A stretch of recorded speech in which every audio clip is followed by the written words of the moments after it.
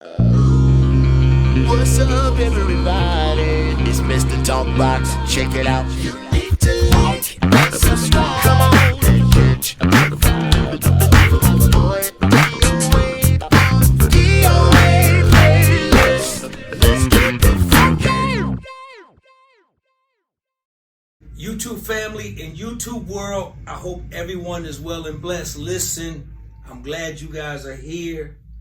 And today's a special day. We're doing it a little different. It's my first time actually doing an in-studio thing with my brothers.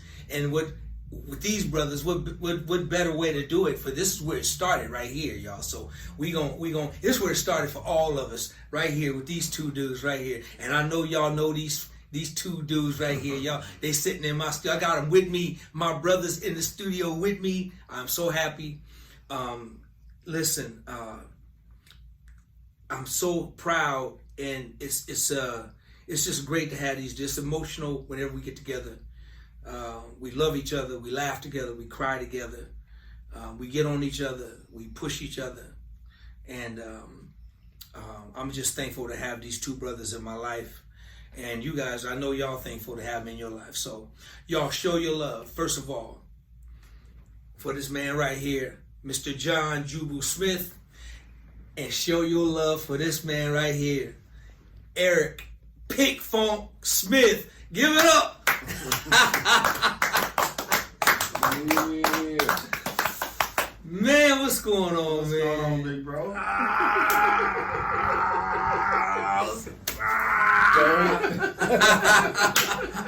Do it.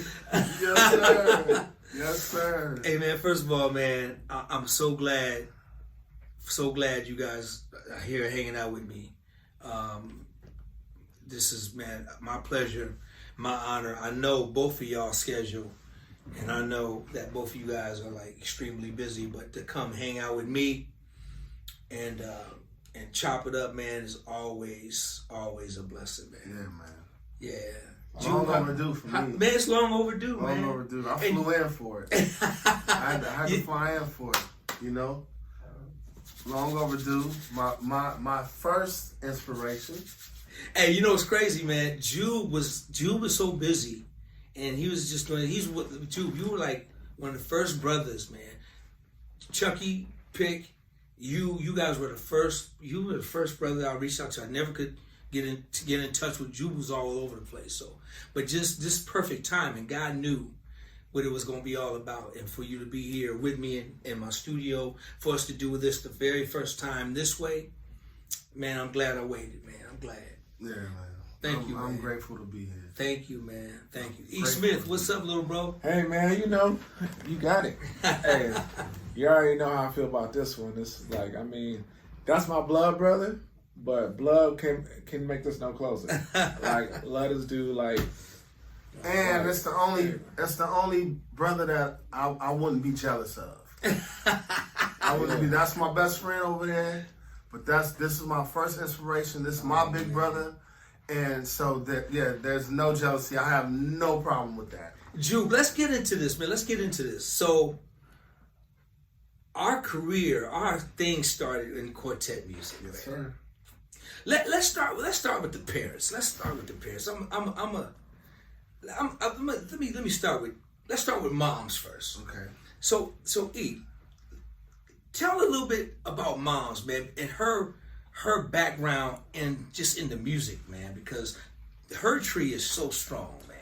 Yeah, so mom, her maiden name is Lumsey. So if y'all don't know, she comes from the world famous Lumsey sisters, who like every last one of them were beasts. My aunt Shaquita was the lead singer.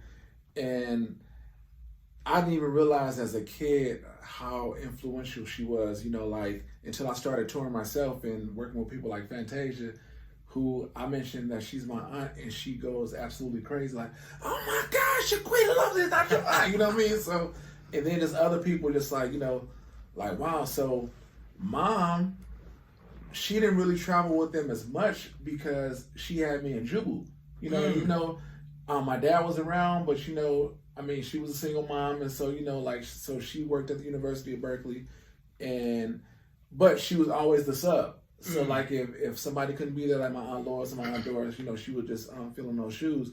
But she had a group in Oakland that she sung with called the Manual Singers. And so that was a quartet group. So Mom sung and played piano. And so we couldn't avoid it. So, Mom's was crazy with hers. And then Pops, like he was a quartet head, like playing bass drums and guitar. And so just being in that melting pot, like that's how me and my brother just kind of absorbed, Can I add to that? Please, because I want you to. With Mom? Yes. My mother is the oldest of the Lumsey sisters. Okay. So they are from Mississippi. When they got ready to move, my grandfather had an offer to go pastor at a church in New Jersey. My mother didn't want to go to Jersey because it was going to be too cold. So she had an auntie, my grandmother's sister, had moved to Oakland. So my mom wanted to move, she wanted to check Oakland out. 1966. So she comes to Oakland, and that's why she wasn't in the group. So she comes to Oakland, meets my dad in 66. They get married in 67. And she gets pregnant with me, then my dad has to go to Vietnam. So she goes back to Jersey because he's in Vietnam. So when she had me in Jersey because she wanted to be with my grandmother to have me, right? So 7 months after I'm here, my dad gets discharged out of Vietnam. He comes to Jersey, and then they drive back to Oakland. So most people think that I was born and raised in Oakland, but I was actually born in New Brunswick, New Jersey. But I've been in Oakland since 7 months old. I'm from Oakland, all right? So, but my mother, as my brother said, my mom played piano, and she sung, and she still would have been a part of the Lumsey sisters had she not migrated to California and met my dad. And then with my father, my dad is from Bastrop, Louisiana. It's like 20 miles outside of Monroe. Most people don't know about Bastrop. They know about Monroe, whatever. And my dad was, I call him the great duplicator. Like, my dad's influences were Wilson Pickett, Johnny Taylor, Bobby Blue Bland, those blues singers. And my dad was, and I tell people all the time, my father has, if I had can you say balls? You can say whatever you want. Okay, if I had the balls that my dad had, right, I think I'd be super, super huge. My dad just didn't care. Like, he had, like, if it's 5 people, he's going to perform like it's 5,000 people. He just, when those lights came on, but he was a weekend warrior. My dad worked a 9 to 5 because he said when we were born, he put his dreams of performing aside. And he went and got a job because he said, I had kids to support. But every Friday, we were rehearsing. Saturdays and Sundays, we were somewhere performing. And once again, my dad started getting into gospel by the time we were born. They were always playing gospel. Even my grandmother, my dad's mom, all she played was Sam Cooke, Swanee Quintet, Sensational Nightingales, Fairfield 4. That's what we came up listening to. Slim and the Supreme Angels and the Gospel Layers and Bob Washington and Dixie Hummingbirds, that was my first guitar influence was Howard Carroll. Yes. So we were just blessed to come up in that culture. Yes. To come up in that culture. So sorry for taking over. Oh no, you said a mouthful. But the key word is culture, because it's definitely the quartet. That whole thing is a lifestyle and a culture. It is that, it really. It's the secret sauce. Yeah. It's the secret sauce. Yeah. So Jube. So Jube and I, we met. I probably must have been 11. Yep. And I was 7. Yeah. And Jube was playing with his father. And you playing bass? You playing bass, right? Yep, that's And what I started. and when I tell you, you know, dude, you were a freak of nature back then, man. And everybody knew that this dude was gonna be something special, man. Just, I mean, you were a freak of nature, man. Just to watch you play, you could play anything you heard, you can just pick it up and play it. And I was blown away, man. I was like, who is this kid? Where is this? And me and Jube just locked like this. We just locked. Yeah. Now, E at the time, E wasn't in the group at the time. Nope. E, what was your role? He was the mascot. I was teching, man. I was teching at 6 years old. Like, you know, I got to help load in. You know, they got the and back then, you know, man, every piece of gear was heavy. You know, man. Of course it was heavy, man. I remember he had the PA was an Ames. It was my goodness. An Ames head. He had the Sun amp, bass amp with like 212s. Even the head to the bass amp was heavy. Yeah, mic stands with the big basses or whatever. So, you know, like, so I'm carrying one stand, feel like I'm doing something. But like, now, you know, I wasn't in there yet. So that's too funny, man, because I remember that like it was just yesterday, man. But you were a prodigy too, because he was 11 and I started on bass. My dad I always wanted to play guitar. And the reason why I wanted to play guitar there was two reasons. I always heard harmonies. And the bass was kind of boring to me because you can only play one note at a time. Then I thought, you know, right, now sure. I'm hearing guys chord and all kind of stuff. But I heard harmonies. But the second thing was the crowd would always react to the guitar. My dad would say, he'd play a lick. Play, John. Well, you know, I've never been to music school. All right, John, all right. So he would be always getting this feedback, and the only feedback that I would get was when we first come on. Look at the little kid, the bass is bigger than him. But that would be it, right? So my dad, he tickling them through the whole show, and I'm just like, hey, that's what I want. But the very first time so I'm playing bass, and like you said, I could hear stuff, and if I see how you were doing it, I could do it. Well, my father was the first one that showed me how to play bass, but my dad wasn't great at anything, but he was great at singing, he was great at performing, but he wasn't, he wasn't great at it, but he could fool you, right? Right. So he was just showing me basic stuff, boom, boom, boom, boom, boom, boom, boom. Man, we come out here to see you with Mr. McLean and the Pearly Gates, rest in peace to those brothers. And like I said, you're 11 years old, and I just remember you and Flip. Flip is 12, and I'm like, whoa, you can do all that on the bass? Like, this dude was playing the stuff that the Pilgrim Jubilee's bass player was playing, and I heard inflections of Graham and, you know, all these other things, and I'm just like, he's only 11. So he was a peer. You immediately came something that I could gravitate to. Just like when your parents, you got kids, and we all got kids now. I'm telling somebody the other day, the greatest thing for me is when your kids want to hang out with you. Right. Because there's such an age difference. Right. They got their friends, the slang is different, and all that stuff, Right. right? So same thing with parents.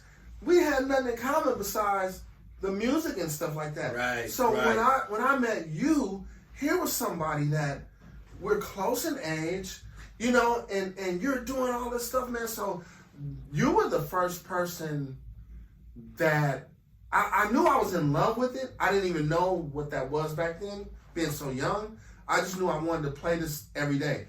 But when I met you, I wanted to get better. I wanted to, you know what I mean? I wanted to get better. You were better than me. And I wasn't, and I would tell my brother this all the time, I never was around people that were better than me for my age. And I used to always rest on that. Hey man, I'm 6. I'm better than you. I'm better than you, right? I'm 7. I'm better than you. I'm better than this grown man over here. I met someone that was better than me, and thank God it didn't destroy me because of how nice you were. How like you were a big brother immediately, you know. And so what we would get together maybe every 6 weeks. You know, the pearly gates would come to Oakland. And then 6 weeks later, you guys come to Sacramento. And it was that thing. So I knew, and I would look forward to that. I know in 2 months, I'm going to see the homies. You know? Oh, man, that was great, man. Great time. Man. Oh, my gosh. But hold on, man. I want to show y'all something. I want y'all to check this out, and then we're going to come back. Just a little clip. I just got to show this clip. And we're going to come back and we're going to talk about it. Check this out.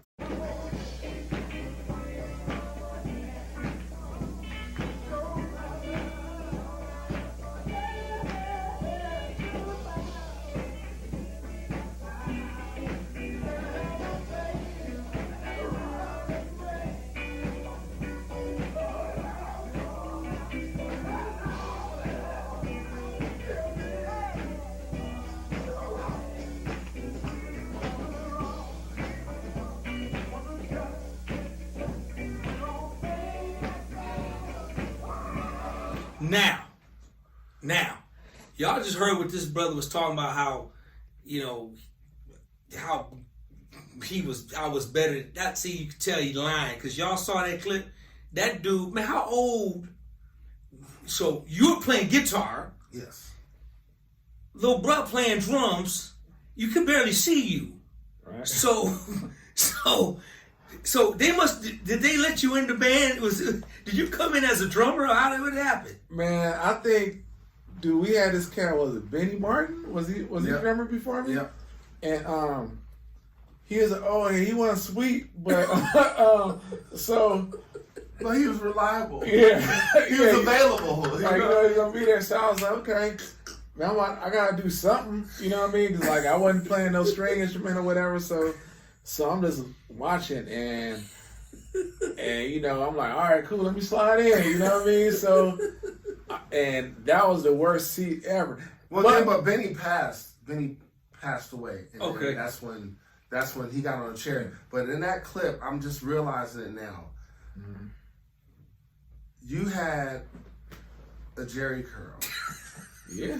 So that was 4th grade. It was more the Jerry than the curl, though. 4th grade, bro. You know? 4th grade. Okay. So you were in 4th grade. I was in 6th grade. Okay, that makes sense. No, you was only. I was in 5th grade. Yeah, he was only here. That makes sense. So I was 11. Eric, you had to be 9 going on 10. Yeah. Because his birthday is in July. And my birthday's in January. So I was always older when, you know, for the school year. And he was 18 months behind me. So, yeah, you were in 4th grade and I was in 5th grade. Listen, man, I remember those days when, you know, when y'all had that group right there. And I remember E on drums. This was before the bass. Right. But, dude, so what tripped me out was when you started getting on guitar. Because when we hooked up, you was on bass. Mm-hmm. Then this dude starts getting on guitar. And it just advanced. And then, a few years later, I don't know, you're gonna talk about it, but then it went to this. Y'all check this dude out right here. Check this out. Check him out.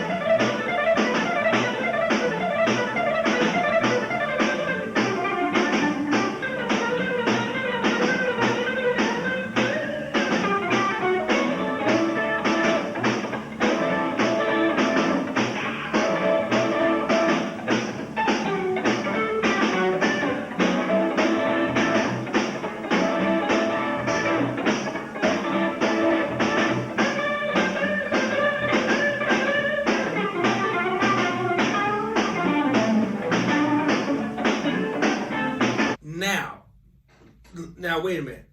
Now, hold up. It's a little different. We get a little older now. Little brother on bass now. Yes. Okay? Yes. And y'all see how this dude is playing like a grown-ass man. Okay, so first of all, let's talk about the age. How old were y'all during that period of time? I can tell you, Eric couldn't have been more than 16 because he had just bought that bass. Okay, so he bought it himself. He saved up his own money. I don't even know where the kid got the money from, right? But he saved up his own. I was starving at school. That's what I did. What he did was lunch money. Well, let me be honest with you. My father wasn't in a hurry for him to transition to bass because we had a bass player. He wanted him to stay on drums. My brother was in love with the bass. He wanted to play bass. So we had Nate Hooker was playing bass. Rest in peace to Nate. And but Eric would just save his money and said, I'm gonna get me a bass. I'm gonna get my own bass. And sure enough, he comes home with this Ibanez, this canary yellow Ibanez bass, and he went and bought a Cameo. It was Keep It Hot. It was the 45. So it was Keep It Hot on one side, and She's Strange was the flip side. And he learned boom, boom, boom, boom, boom. That was what I remember first. But let me explain to you how I got to the guitar. Like I told you earlier, I always wanted to play it. But once again, our father was thinking about himself first. Like, no, man, I'm playing the guitar, you on bass, you on drum. He was only thinking about the group, right? I always heard harmonies and everything. So my dad would go to work and my grandmother would unlock the closet and let me doodle around with the guitar. And this happened until I got away with it until I broke a string. I broke a string one day and I said, oh my God. So my grandmother said, I'll tell you, Dad, I'll handle it, right? Because our dad was a whooper. And I could show you, he had one of the greatest whooping styles. It's just Did he really? Unbelievable. Really? Yeah, put you in a headlock. Oh not the headlock. Not the headlock. But he put your legs right here to where nothing is, your butt is right here. Just your butt. And he'll double up that belt and he put his elbow in the small of your back. You can't even move, so it's just jack, jack. And he hit the same. Hey man, I'll never forget. Hey man, I remember He was the greatest. I remember a headlock on mine. Hey, I remember being like this, bro. It's wide open, it's like you on mute. You know, mouth open, won't nothing come out. And you can't escape. It was unbelievable, the style he had with it, right? So I'm thinking, man, this dude is gonna kill me. So the broken string. Yeah, and so I get home from school. Oh, you guys got. You broke my string, huh? Man. You broke my string, huh? Yes, sir. I think tears started coming down my face then. And my grandmother said, John, he can play. You can play? Yes, sir. He puts on the string. He sets up the big old giant sun amp. And I think he had a PV, like a PV Mace back then or something like that, right? And so he plugs up and he gets on the bass. Okay. So he started playing. I remember he playing that song, I went to a place where I used to, somewhere around God's throne. Mighty Clouds of Joy. Clouds, yeah. And I started playing that song. And he stopped me. He said, man, you better than me.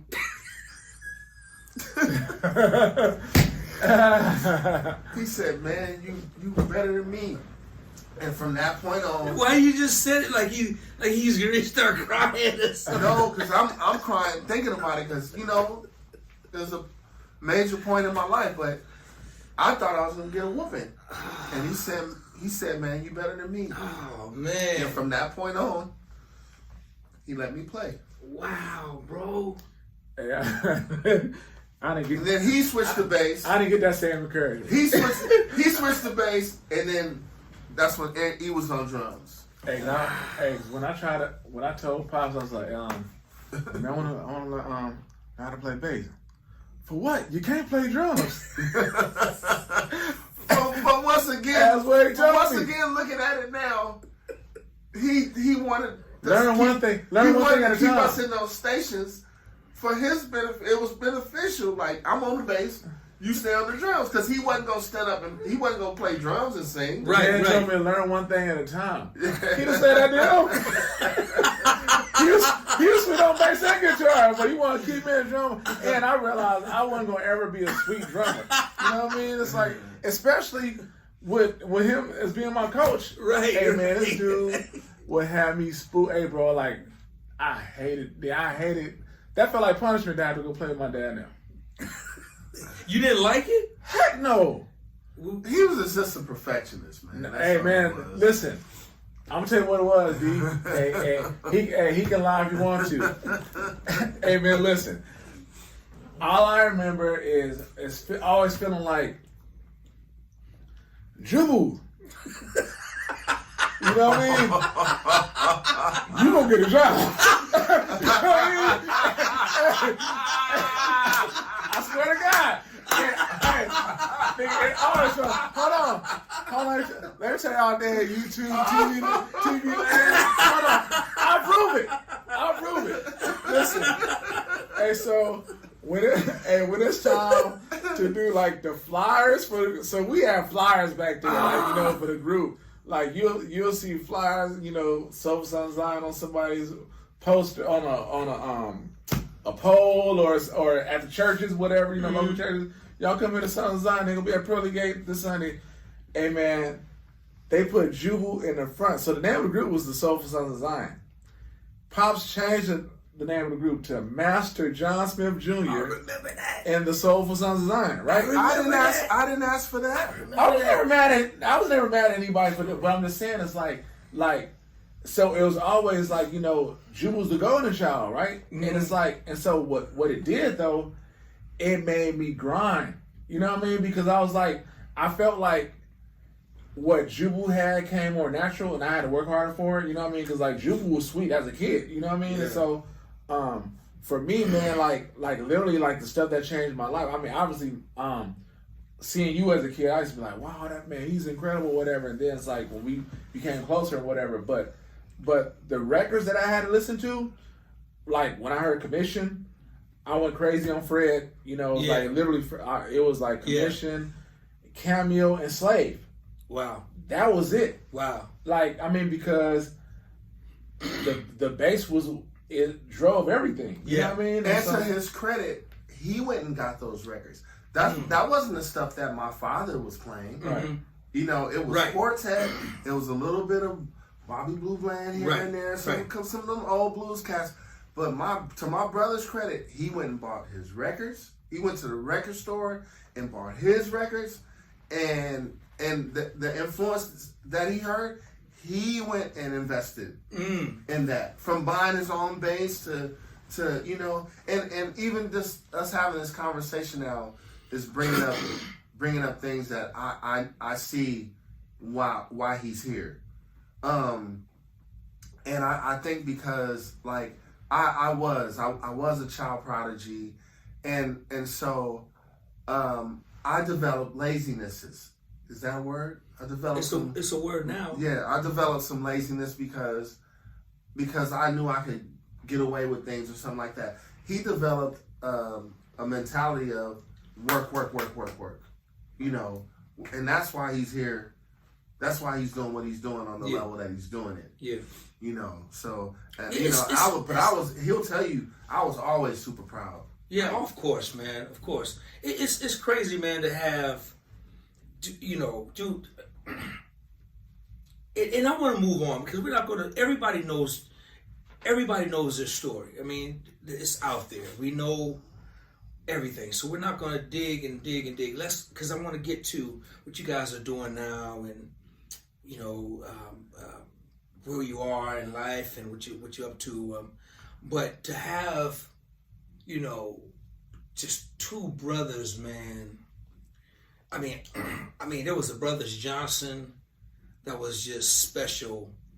Same thing, bass and guitar, and just special. But you know, them Smith boys, man, you guys, you know, I don't know if there's ever been anything like it. I mean, as far as I'm concerned, I mean, you guys are just the whole world already know what it is, and just to be brothers, man, and not a competitive spirit, man, just the love that you guys as brothers have always shown and support, man, you know, for one another, and it's just been incredible, man. And from kids, man, just from childhood, and to watch you guys be both, you know, be successful in your journeys, man. And Jube, let me ask you this, man. And first of all, dude, I did not know you were born in Jersey. I learned something. I've been knowing you for close to 50 years, and I'm just hearing this. But where did the name JUBU come from? That's a mystery.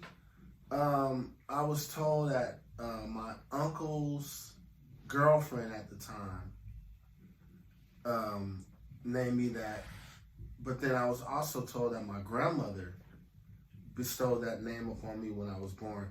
Now I know that JUBU is the first musician mentioned in the Bible. So, and I remember asking my grandmother, and she said that she would tell me. She would tell me one day, but she passed and never told me. Wow. So, but I know my Uncle Mark used to always say JUBU with the golden head. And then the golden head thing got taken away, thank God. And it just became JUBU. And true story, man. I didn't realize that I was a junior named after my father until I went to school. Like, you know, kindergarten, when you got to do the roll call and say your name, and this the teacher, you know, calls my mom and is like, is he okay? He won't answer to his name, you know, because they were saying John Smith, and I wasn't saying nothing, you know. And I didn't know that was my name. I'm JUBU, you know. So my mother's the one had to tell me, no, you're named after your dad. So when you go to school and stuff, you have to answer to John Smith. Wow. So since birth, since you can remember, it's just absolutely always been. Yep. I don't know why I got in my mind, because I never ever asked you that, but I don't know why it has something to do with the Jubilees, because I know that, you know, how big of a fan. Yeah. You know, so I was thinking maybe it has something to do with the Jews. And I can see that, but no, that's not. Because that's how quartet, that's how deep our root is, and how that's weird. And do you know that Clay was my favorite singer of all time? And when Clay passed, me and Elijah flew to Chicago. I saw you guys playing. Yes, played right? I got to play Don't Let Him Down with Michael Atkins. Oh, man. Wow. Hey, man, you couldn't tell me, you know, I've been blessed to tour with Frankie and Whitney Houston and all these people. You could not tell me that there's a bigger moment. Wow, I got you. Then Michael Atkins smiling at me because I knew I was playing like Bobby McDougal. Wow. But my own rendition, hey man. Is he dying? Don't die, Ethan. Don't die on camera. So yeah, that was big. So I could see why you would think that, but no. It's either between my grandmother or my uncle's girlfriend at the time. Pick. Where did the PIKFUNK come from? So, I couldn't play with a penny. So, I mean, the world knows like the influence that D had on me. Like literally meeting D and hanging out with D, like him taking me under his wing, like literally changed my life. So D has this thing that he plays with a penny or whatever. It's like I wasn't gonna try to be a biter like that. So I was like, okay. I remember cats like Richard Wallace play with a thumb pick. You know what I mean? Ooh. And so I put one on. Remember, Dad used to have thumb picks. Yep. It just felt weird to me trying to play with a thumb pick or whatever. So I'm like, let me try to play with a guitar pick. So I done spent a lot of times on my fingers. You know, like when Cass was doing stuff like "What Is Hit" by Tower Power. Yeah. So hanging around with you, I learned how to play in between my thumb. So like do and stuff like this. So so I started playing with a pick to try to emulate some of that stuff and try to mute it a little bit. And so when I got to church, I'll be playing like everybody be shouting or whatever. I couldn't wait, so because I'm playing like funk grooves over shout music. But in my head, even though the drums like, I'm like, this is my head, right? And so everything I was playing was just funk stuff, right? And so since I was playing with a pick, Ron Lynch was the first dude that called me PIKFUNK. He's like, PIKFUNK or whatever. So, and then like a few other people started calling me that, so it just ended up sticking. I didn't name myself that. And so I was like, see, and I thought he was just paying total homage to you, 1,000%. I always thought that till this conversation now. Like I was like, okay, that's PIKFUNK. I'll be PIKFUNK. You know, I literally thought that because that's how close you guys are as brothers. Yeah. But even outside of your brothers, the influence you had on him, man. I mean, like even when the first time you went to audition for Janet, he kept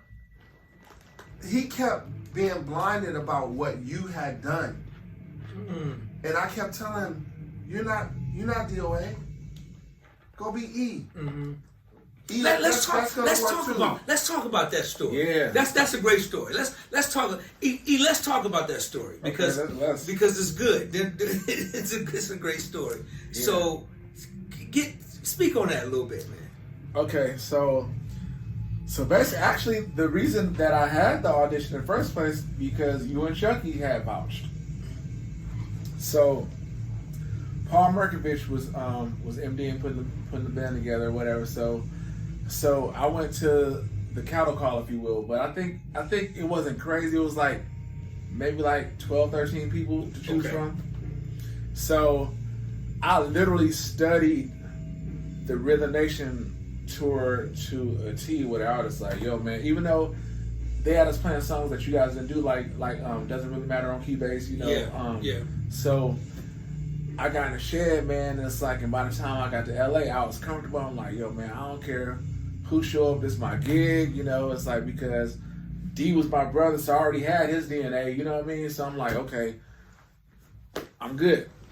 So, man, I remember getting to the audition, and they called me in to play, and one of the songs we played was Black Hat, right? And so Dave Barry's playing guitar. Oh, wow. Wow. Amazing. Yeah, Wow. So Merkovich, and I want to say, was Eric Daniels in the audition? Well, anyway, so I'm pulling out all my D tricks. You know what I mean? I'm talking about like even a you know, I'm pulling everything out. So we playing that joint. I remember Paul Merkovich telling everybody to stop, like stop. And so, and he just like looking at me. I'm thinking like I'm whack or something. He's like, "Hey man, you got the call back." He said, "Bro, that's ridiculous. Hey man, you're killing me over here." And so then Dave was like, "Hey man, it reminds me of DOA." So I was like, "Cool, I'm good." You know what I mean? Because I'm like, D literally just absolutely murdered that whole Rhythm Nation tour. Murdered that. Like, in my opinion, the coldest bass video that I've ever seen as far as touring, DOA, Rhythm Nation, Brown Mark, Purple Rain. Those are like Mount Rushmore. You know what I mean? Just in terms of like how do you do that on a bass with that much energy, dancing, that much vibe, and like, oh no, yeah, bro. His like D's vibe was absolutely. Hey D, you were our superstar. Bro. Yeah, bro. Like the hat on backwards, like bro, I mean with the two hoops. Unequivocally. Okay, hold up. No, hey, all right, I know we live in the studio, but we not gonna make this about. We can't make this about me, man. All right, cool. Not the least bit. Not with these two monsters in my room. We can. Well, we just telling our truth because that was before we started touring on that level. Okay, that was before I had started. Because what was that? 89? Yeah, 88, 89. I had just started rehearsing with the Tonys. Yeah. So we hadn't started touring. I was doing studio stuff with them, but we hadn't started touring. And we never toured on that level until we opened up for Janet. But you guys weren't playing when we started opening up for her. So, like, even the video, the how they filmed it and the crowd, it was 1 million people, man. Yeah.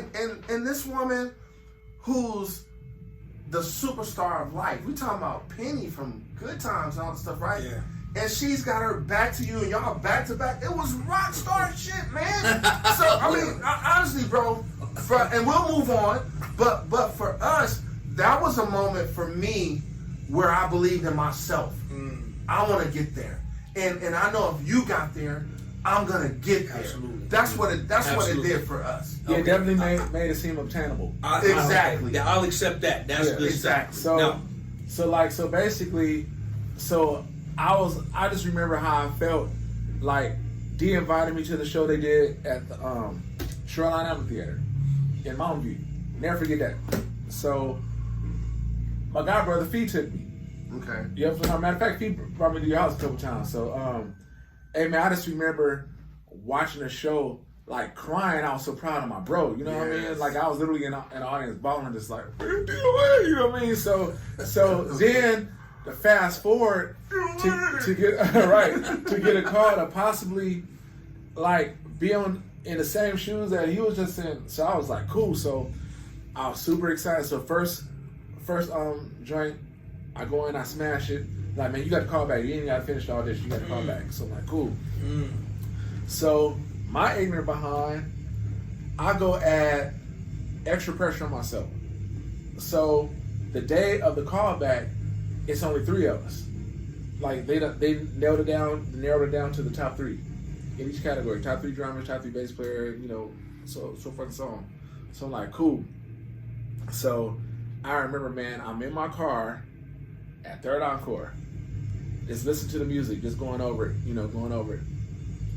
Over the audition that I just had success, but I'm just putting more pressure on myself. So, man, all of a sudden, these 3 black SUVs pull up. It was like Obama and them. You know what I mean? Like, straight up. It was presidential. Right. So, hey, pull up. Dudes stand outside the cars. You know, there. So they just park there for a minute. And then, next thing you know, you see her exit, and they kind of hovering over, take her in. Hey, man, I kid you not. 2 minutes tops. Eric, you up? Eric.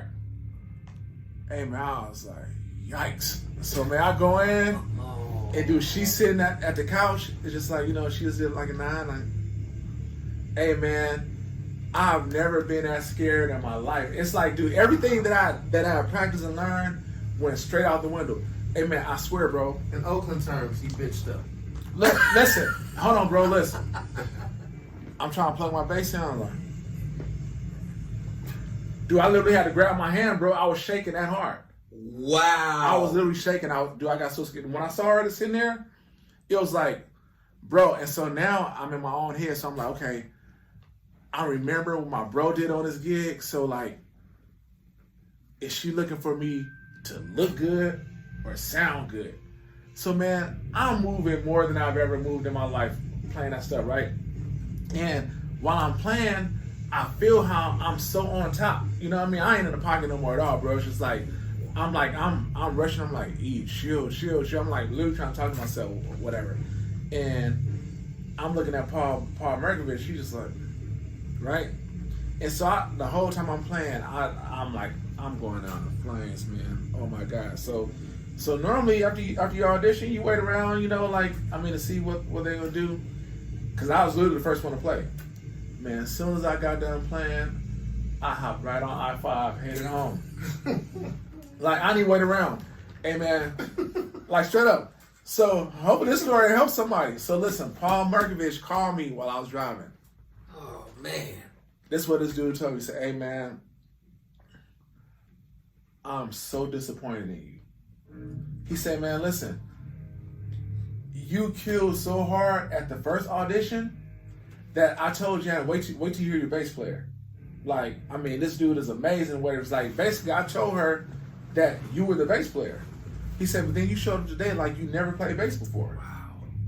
And I was like, I said, man, I got nervous. He said, you don't even have to say it. I know it. I can see it all over you. I saw that you got nervous when you saw her.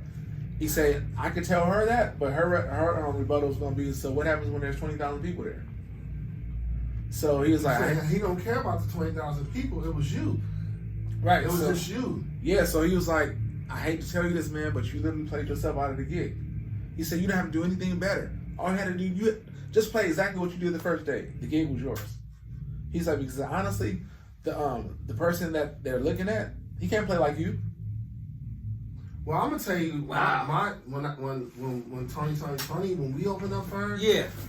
I can't lie. When the first time we met her, they brought us all in to meet her. Man, I had a starstruck moment. Hey, man, the room smelled like roses. Like the way that everything was set up, like, man, the dog had on mink.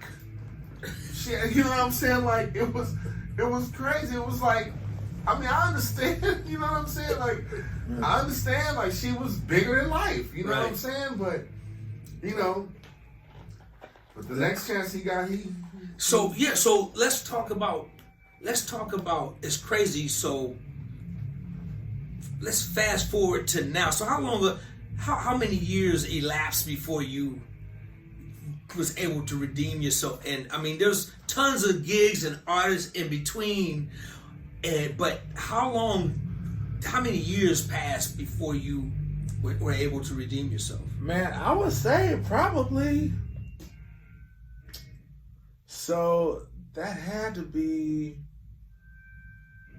early 2000s maybe? So how many years?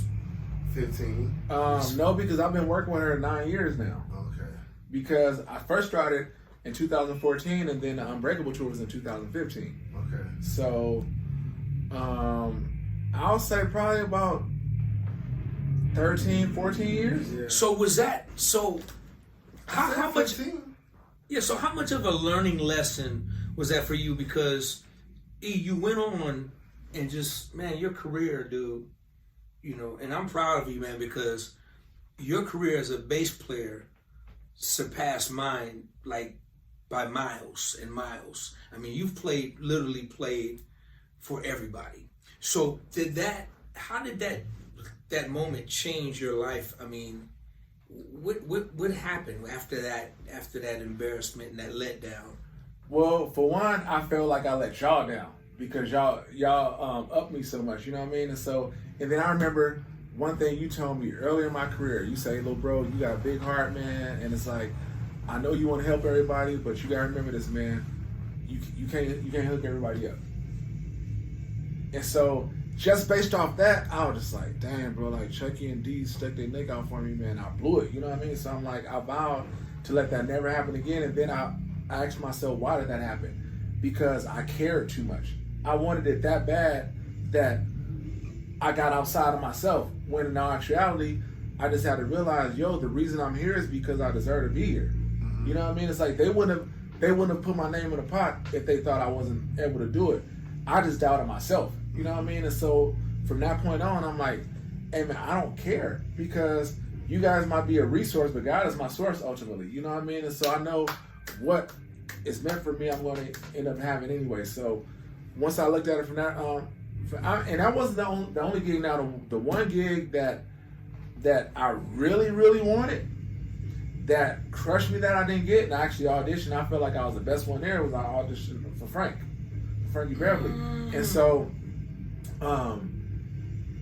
that's a whole other rabbit trail. But what I will say is, God knew not to open that door for me because there were a lot of other doors that I wouldn't have been able to walk through had I taken that gig. Right. And everybody that I know from my brother on down that get with Frankie, you really can't do anything else because the way it's almost like you stuck there. You know what I mean? It's almost like we're retaining you, but we're not paying you retainer. Right. You know what I mean? It's like you can't sub this gig out. Just like we just had a gig. Wow. Yeah, no subs. Wow. No subs for Frank, but back then you were working so much. Right. He was touring 8 months out Yeah. of the year. Mm-hmm. Yeah. You know, but it was. But let me enlighten my brother on that. Frankie told me that he was the best. He told me that. But what he said was, it was political. He said, I couldn't have both of y'all because I know how I get when I'm in my thing. He said, you know, if I'm barking at him, is that going to affect you? Or if I'm barking at you, is it going to affect him? You know, when I'm in my thing on the stage. Wow. I understood it. I truly understood where he was coming from because I know how he's wired. That's the man that's gone through 1,000 drummers. And you figured he's right. If he's coming down on your little brother, it's gonna make you feel a certain way. Well, that's not gonna work when I know it has nothing to do with him. I know he's playing the parts. You just somewhere else in your head. Right. That's not gonna work. But do you think mentally you would have? The Oakland in me is not gonna let that. So you would have reacted a certain way. Yeah. So basically, he was right. He was 1,000% right. Now I wouldn't have done it on stage, Right. but right after we get done in the dressing room, Right. why are you? What is he not giving you? Yeah, That's see, bull. That's bull. You know what I mean? You know what Yeah. I'm saying? What is he not giving you? Let's play it back. Now tell me what's missing. okay, but like in my head, I'm like, so why waste my time? You know what I mean? It's like, I can answer that. Okay. I can answer that because Frank's about relationships. Meaning, the first time he auditioned Larry, he didn't use Larry, but he put him on all the records. So the reason why Larry got the gig was because he had done all the records. So he was familiar with him. You know, they had a relationship already. But if you weren't my brother, you would have had that gig. Period. Interesting. Period. Frank told me that. Wow. Exactly. That was what I do. I felt great after I played. I was like, It was him and Kern. And you said Kern Brantley came and his tone. He came in there with an Ampeg and a 70-something Fender Precision and put it in. And I was like, whoa, this dude, who gonna top this dude? The next day, my brother came in there and wiped the floor, and Carl was like, woo, I think he got it. And I was just like, ooh, we gonna tour the world together? So right there, you just said that was like a crushing blow when you didn't get that. Is that the reason why? Because you would have had a chance to it tour had the world absolutely with your nothing to do with Frankie Beverly. So it was a chance to tour the world with your brother. Absolutely, because Yeah. dude, like we've never been on a tour bus together. Yeah. Like we've done some shows together, like with our band, with Layla, with Rasan. Yeah. You know, Kenny Lattimore like went to South Africa with us. Yeah. You know what I mean? But we've never done like a tour together. You know what I mean? And that's something that I've always wanted. So I'm like that would have been it. But you know, if I do Frankie, there's no Rihanna, there's no Justin Timberlake. You know, none of that stuff. There's no Destiny's Child. There's no any of that. Yeah. Yeah. Because that man will pay you to stay home. And you know, from my standpoint, it's a control thing. You know, that's all it was. It was a control thing. I want to make sure you're here when I need you. I'll pay you to stay home. But what happens is, it hurts relationships. It hurt my relationship with Marcus Miller for a long period of time. I was going to do a run with him, and I'm being professional, and I reach out to Frank's people and I say, hey man, we're going to be off for the next 6 weeks. I'm going to go to Africa with Marcus Miller, you know, so if you guys trying to reach me, because this was before the iPhones and, you know, where it didn't cost nothing, FaceTime and all that stuff, right? So his manager said, well, let me let Frank know what you're doing. So Frank calls me, he's like, hey man, what's this out here? You going, yeah man, Marcus Miller, I'm gonna just go play with him, we off, right? Well, you know, what is he paying you? I said, like $4,000 a week, you know. He said, well, let me send you something because I think we're gonna be rehearsing. I'm gonna need you here. Now I hadn't rehearsed with Marcus, but I had gave him his management my word that I was gonna do the run. And this man sends me a check for $20,000. Wow. to stay home, right? So I'm like, I remember telling my girl, I'm like, hey, we cool, I ain't going nowhere, blah, blah, blah, right? But it hurt my relationship with Marcus for years. Wow. It took years before Marcus. So that's when I said I would never do that again. You know. Interesting, man. But yeah, God knew better. God knew better. Mm-hmm. Wow. Now, Ju, now you did a run with the Tonys, of course. We all know that history. Yes. Made records. You guys created a lot of stuff, man. Hit records and just made an implant in the music world that will never die.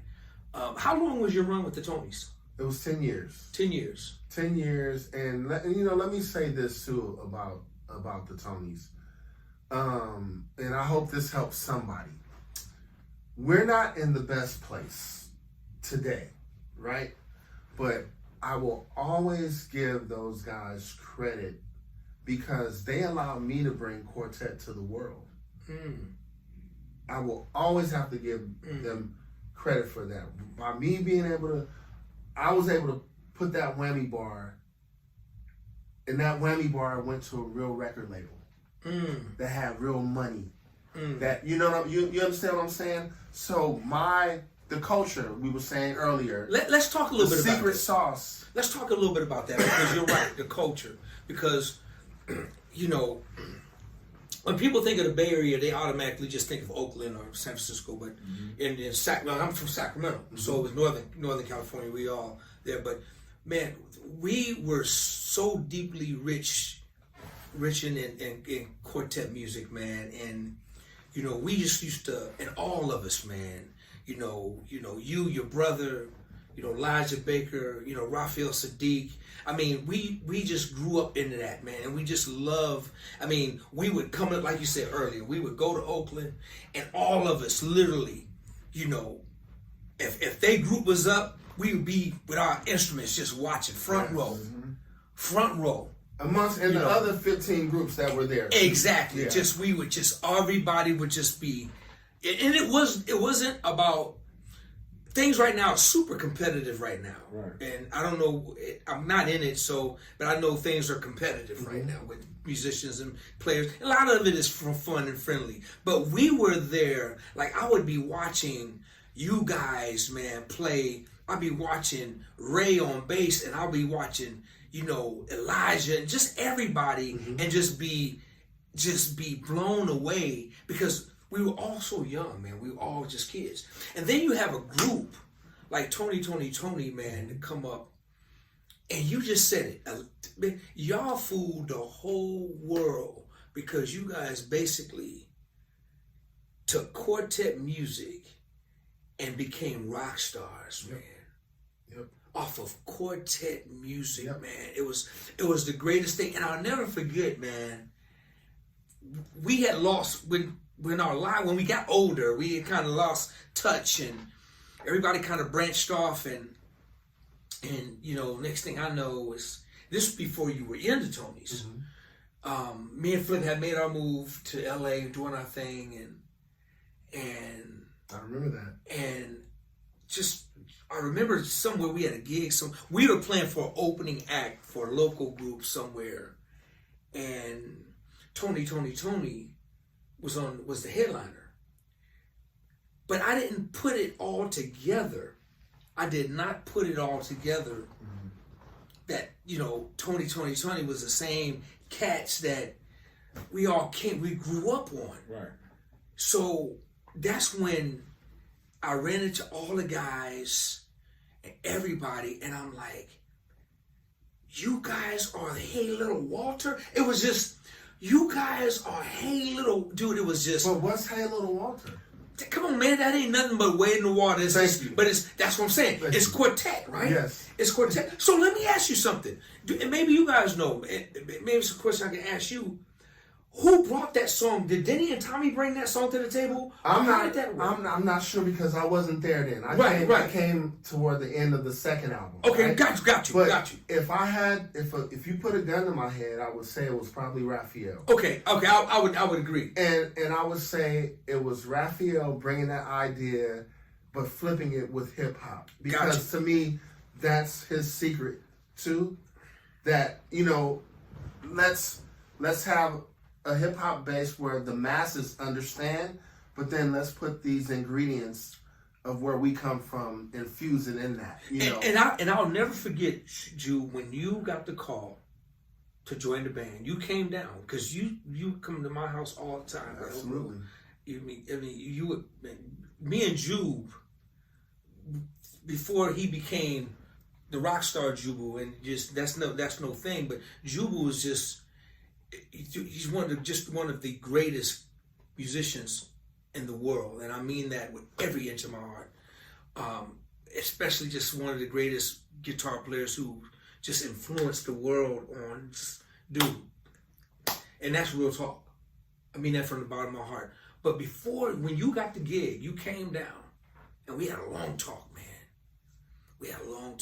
You were just asking questions and you was getting ready to be on your way, and I was just so proud of you, man. And then the next thing I know, I'm hearing your guitars on these records, man. And I'm hearing that whammy, and I'm hearing this style and the stuff that just grew up since 6, 7 years old, man. I'm hearing these records, and the whole world is tripping. I mean, the music world is going crazy over this cat.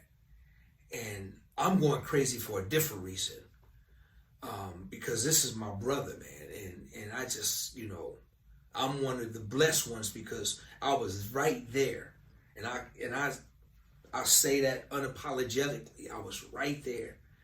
And now your guitar is on these major songs, man, these major records. And I'm watching guitar world change, man. And if I could, I would compare it to Hendrix, man, because Hendrix had a thing where he just reinvented the guitar. Mm-hmm. And you did that, man, in our time now. I know your influences, and we're going to talk about Spanky, and we're going to talk about a little bit about that, but Ju, how does it feel, man, to be that guy, man? Now, I've heard it thrown around so many different ways. There's a whole bunch of JUBUs running around. There's a whole bunch of JUBU wannabes. There's a whole bunch of whammies. There's a whole bunch of this. And I don't look at it that way. I look at it that you've influenced so many players, man, that has admired you, and want to emulate what you do. Dude, that's a blessing, man. That's when you can establish something, and you have commercially, you're the guy.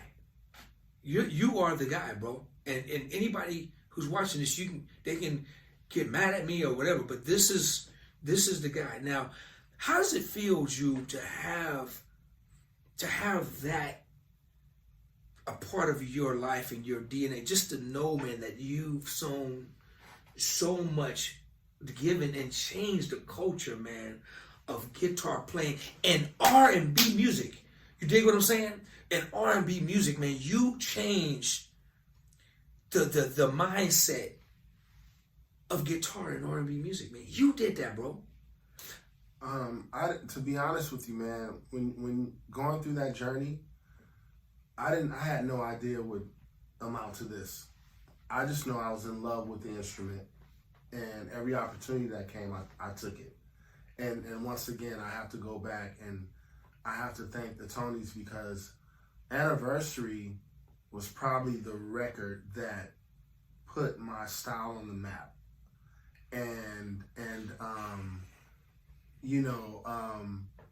after that, from that point, people would start to call me, and because back then they were reading credits on the album and who played on this and who played on that. So, I would have to say that I'm eternally grateful, because all I wanted to do was be the best.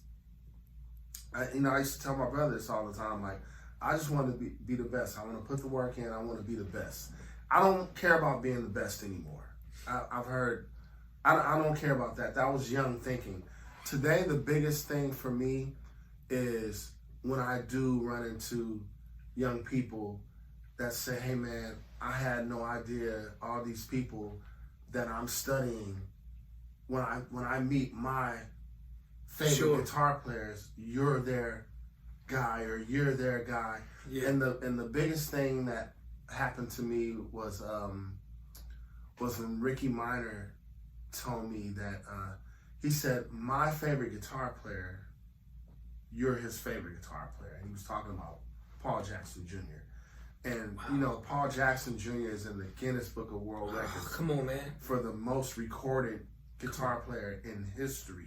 Like, he's played on more records than anyone else in history.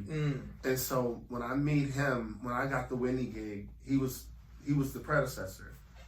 And so he said, I called him and he said, congratulations, man. I said, can I come and sit down with you and you know, so I can know what kind of gear you use. Maybe you can give me some pointers, because you got to realize, man, all I ever came in was a guitar.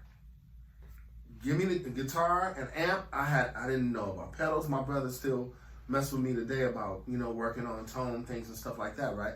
I just, hey man, give me a Fender Twin, or give me a DeVille and the guitar, and I'll make it through. So when I got the Whitney gig, I went and sat with him, and first thing we did was we prayed, and he showed me the gear that he had used, and he was like, you know, if you want to use this stuff, I'll get you an endorsement. I'll help you dial, you know, the tones in and everything. Just a gracious person. And then he comes. He said, "Give me 1 second." He comes in the room with Paul Reed Smith with a whammy bar on it, and he goes, I never ever thought I would ever try to use a whammy bar until I heard you. You know, he was Gibson all those years, Gibson, hollow bodies and Ibanez, and so for me, the biggest thing for me is when people come up to me and say, man, you got me, you know. I look at Isaiah Sharkey, who's one of just such an amazing guitar player, and he's like, hey man, you know, he's playing whammy bars now, you know. So it's those things, but I have to be honest, I got it from somewhere. I got it from the culture, and when we were talking about the culture, it's the secret, but what we all have in common, all our parents migrated from the South. I don't know about your parents, but Raphael, Elijah, their parents all from Louisiana. So all that quartet stuff, they brought that music with them. So we're in the city, you know, I'm listening to Tower Power, like you said, What Is Hip comes on, and then my grandmother started playing Searching by the Canton Spirituals. So, you know, we got all these influences going on. So for me, the biggest thing is, you know, when people come up and say, you know, thank you. That's the greatest thing to me. JUBU, man, I know stories, man. We don't have enough time to cover them, but I know the Prince stories, man. I know the John Mayer stories. I know those stories, bro. I was there. I know those stories, man. I'm gonna let Lil Bro speak on one of them. The Prince one? Yeah. Oh man. So my brother, you know, he was trying to act like, you know, like he ain't a little competitive, but it's a little bit. So this what happened. So House of Blues used to be in LA. So I'm on the run with Guapole or whatever. So we play House of Blues. Prince absolutely loved Guapole, so he would just pop up at shows that we were doing. So he came with his people to House of Blues or whatever. We did the show. It was us and Floetry. So JUBU came to hang out with me. So after we played, you know, Prince is in the dressing room. He's like, hey, I got the gear set up at the house. If you guys still feel like jamming, you know, I'm gonna have some people over, yada yada yada. And so at first JUBU like, nah man, I ain't trying to go, man, I'm tired. I'm like, man, let's just go chill for a minute, you know. Let's see what it's about. I'm like, all right, cool. So we go to the house. It's probably about, I would say maybe like little 100 people there, you know, but it was like a straight room, like it was like a club scene. I already got the gear and everything set up. So you know, we just chilling at first, and Prince like, hey, you know, if you guys ready to play, you know, have at it. Like, cool. So it's me, JUBU, Arrow, because Arrow's playing with Guaplay. So JUBU and Arrow, they play together all the time. We got a band together, so friendly fire, you know. And so George Johnson on drums, Mike Allberg on keys, and his other cat, Jeff Basker, who was playing with us with Guaplay at the time. So Jeff has produced Kanye, a bunch of people. So anyway, so we started playing, and it immediately goes to like this funk groove, right? And so I see Prince like in the back, just like losing his like, you know. And so finally he walks up with the tech and goes straight to Arrow. I was like, let me see your chord. I want to play with him. So Arrow takes off his chord, give it to Prince, and so Prince was on some like, see what you got. So Prince was like, we'll rip off something, and then you will play something. And I'm sitting up here like, bro, don't do this, man. Don't do this. So it was literally like, at first you was like trying to chill, but it was almost like Prince was coming for his head. So this is just how I felt, bro. It was like, Prince just saying,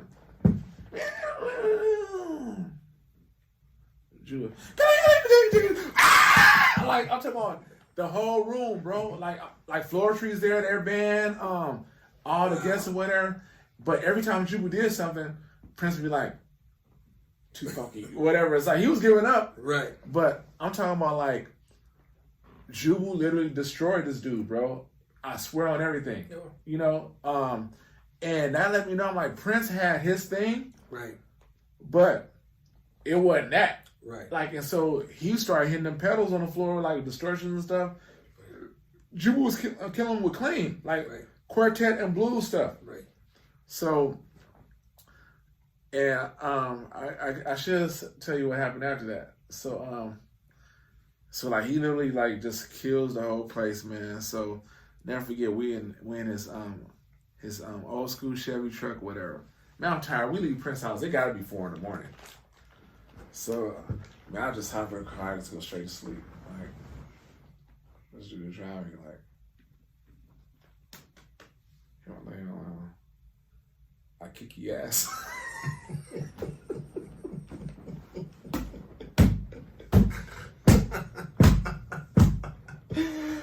Hey man, I fell out. He's like, E, but was I wrong? He's like, hey man, it wasn't on no competition thing at first. He took it there. I didn't see. He said it. He said, hey, what you say, E? What you say? What you say, Jude? What you say? Said that in confidence. I said that in confidence. That was never supposed to get public. Why you had to do the reverb? Hey man. You did No, the, man, you it did was the Harlem Nights. Yeah. Well, no, like Yes. like it was. No, honestly, man, we were just, you know, I was just like, why is he, you know what I'm saying? Like, why is he trying to do this? Like, you know, because when me and Arrow were playing, we really were playing together. Like if Arrow come up with a lick, I'm gonna invert it. Right. Vice versa. If I come to Arrow's gonna try to find a harmony, he's gonna invert it. And Prince was just like, no. And he came and looked at me and I'm just like, I don't want to do this. I don't want to do this, man. I don't want to do this because he's one of my favorite cats. And I know how, and I want to be careful when I say certain things, but he's an amazing artist. Like, he's probably the greatest artist I've ever laid eyes on. When you think of all the instruments he plays, the majority of his records, he did them himself. Yeah. From the writing to the production and everything, right? That's next level. But man, I'm in love with this guitar. So when he was running around playing harmonica, I was only playing that. When he was playing the tuba, I was playing that. When he was playing the keyboards, I was only playing that. So my thing was like, you don't want to do that. I'm in love with this, man. You're an entertainer. I'm in love. Right. You know what I mean? Like, I'm in love, man. So it was almost like you're questioning my love. I'm not going to play that game. I'm not going to play that game. You know, he definitely made it competitive, though. I would say that, bro. Like, I was just like, really, bro? Wow. You know, because hell, up to that point, it was just like, we just vibing out. And it was cool. Right, you know having fun, right. Yeah, just having fun. He right. was like, I'm about to show this boy. But I heard, so, I mean. But let's fast forward to, he called me to come and play with him a few years later. Okay. And I was still playing with Frank, but we had some time off, and I had learned not to say what I was doing, just go and do it. So I went to rehearse at Paisley for a week with Gooch and Cassandra. So it was around that time. Okay, they around were that playing time. with him. And the first day I got there, now you know we're believers. Yeah. You know, Christian, love God, love Jesus Christ. We're believers. And has this thing, whatever. And so when I got there, the engineer was like, just, you gotta set up and start playing, you know, the hearts will be down a little bit. So he finally comes down, he stops us. And he's like, comes to shake Gucci's hand and, you know, shakes other people's hand. And he got to me and he goes, and this one. I've been waiting a long time for this, and now I got him. Right? And it was almost like a devilish feeling to me, like I got him. Like, how do you got me? Like, do you mean like you're gonna get me back for what happened back then, or I finally got him in my band? I don't know. Okay. But for me, you know, it was a cultish feeling. So I rehearsed for the week. I mean, he paid me beautifully. I mean, that part was really, really cool. But I just felt so. They were saying things like, the outfits that he gives you, you have to wear them all the time. And I said, that's not gonna work for me. I like sweatsuits. I like Nikes. I like, you know, and I felt like it was a thing to where you're gonna be under his control all the time. And I'm a man. I have to have me. And my thing is that, okay, I'll do what you need me to do at rehearsal. I'll do what you need me to do for the shows. My personal time is me. Right. I don't need to be influenced. I'm my own man. Right. So that was the weird part for me. I remember the first night they cut rehearsal early, and he was saying, oh, and they got all these signs around the whole, absolutely no cursing, absolutely no meat. I mean, like all these signs, and I'm thinking to myself, do you know that 99% of your catalog is cursing and, you know, sexual stuff? Okay, now you've Jehovah's Witness, and now you've come, you know, but let me be me. So the engineer told us, he said, just a warning, everything's recorded. So from the time you get in here, everything's recorded. So be careful what you say. Duly noted. So the lady comes in and goes, well, the artist wants to cut rehearsal short tonight. He's invited you all to join him at the Kingdom Hall. And so Gooch is like, okay, cool. Cassandra's cool. And I'm like, you guys are Baptists. I'm just looking at, you know what I'm saying? Like, so now you're getting ready to put down your God just because, yeah, he's amazing. But I was like, when they got to me, I was like, no, I want to take me back to the hotel because I'm going to go to that Applebee's and get me a big ass steak. I said, give me a big ass ribeye. You know what I'm saying? That was the Oakland, man. I couldn't help it, man.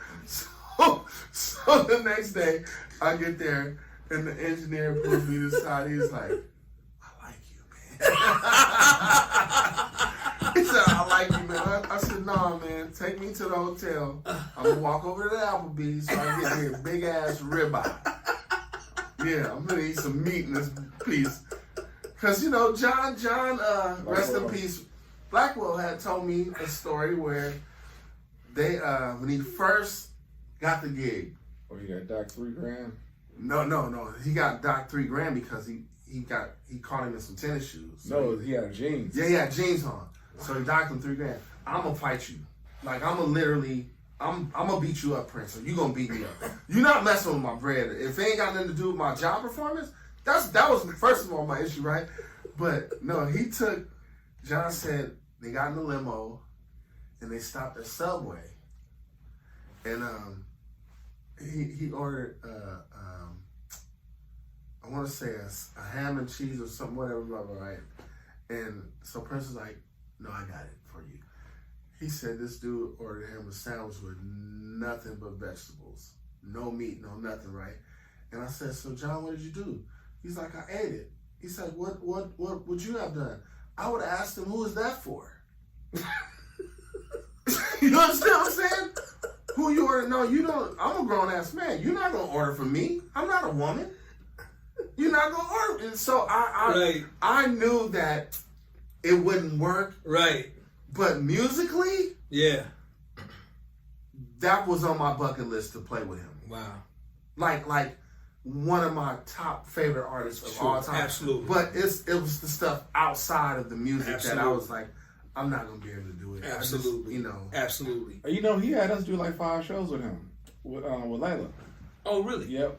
Remember when he did the Welcome to America tour? Where he would do like 10 shows at the joint, the Forum. Okay. Yeah. Right. So, right. So we did for $50. That was awesome. Yeah. So he started that tour at the Izod Arena in Jersey.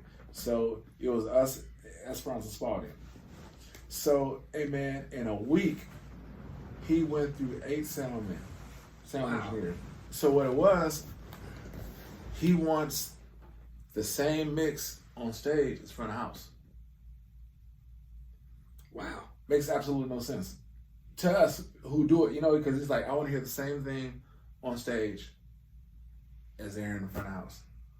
But it's like, okay, so everybody came just like, this is horrible, whatever. So finally this one cat came in and said it sounded amazing, like absolutely amazing. So Prince said, hold on. So he gets on his bike, rides out the front house, just like I thought, get out.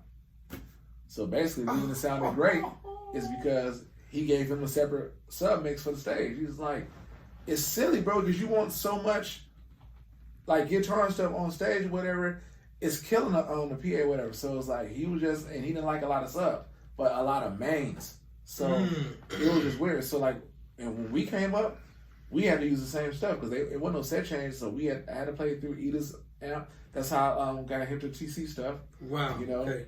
And literally one mix on stage. It wasn't no like, okay, I need a little more kick. One mix. That was it. Wow. Yeah. Interesting, man. Yeah. So you do the Tonys. You have a great career, and then you how did you get the Frankie gig? I was doing Whitney. I did the My Love Is So Your you did Love Tonys, tour. then Whitney. Yeah, for the Tonys I did Whitney. Okay. I did the My Love Is Your Love tour Right. with her. And then I got a call from Frankie Beverly himself, and it blew my mind. Okay. Because at that level, you never talk to the artist. Right. It's management or some assistant or whatever, right? And I always tell this story. I hung up on him because I thought someone was playing a joke, and Frankie sounded like one of them old radio disc jockeys. Oh wow. Okay. Hey, I speak to JUBU. Yeah, this is JUBU. What's going on, cat? It's Frankie B. What? Yeah, what's going on, cat? It's Frankie B. Man, y'all stop playing with me, man. So he calls back. Hey, hold on, brother. Don't hang up. I got your number from Carl Wheeler. So when he said Carl Wheeler, I was like, man, is this really Frankie Beverly? Yeah, brother, it's me. What's going on? Why you keep hanging up? I said, man, I'm so sorry. I'm not used to the artist come. He said, no, man, I'm serious about my band. It's my shit. You know, I don't do all that. I'm now, when we get ready to talk money, you talk, but no, you talk to me. So he's like, yeah, man, I've been checking you out, man. You're a bad cat. I'm thinking about making some moves. I'm wondering if you got eyes for the band. I'm just looking at the phone like, the hell is eyes for the band? I'm like, first, is this dude in a time warp? You know what I'm saying, right? Because he's an old Philly cat, you know. That's the thing. So I was like, I said, man, I love Maze. You know, I said, man, I mean, like, Kenya, Elijah's brother, is the one who turned me on to Maze. The first Maze song I ever heard was "Feel That You Feel." Okay. So I heard and I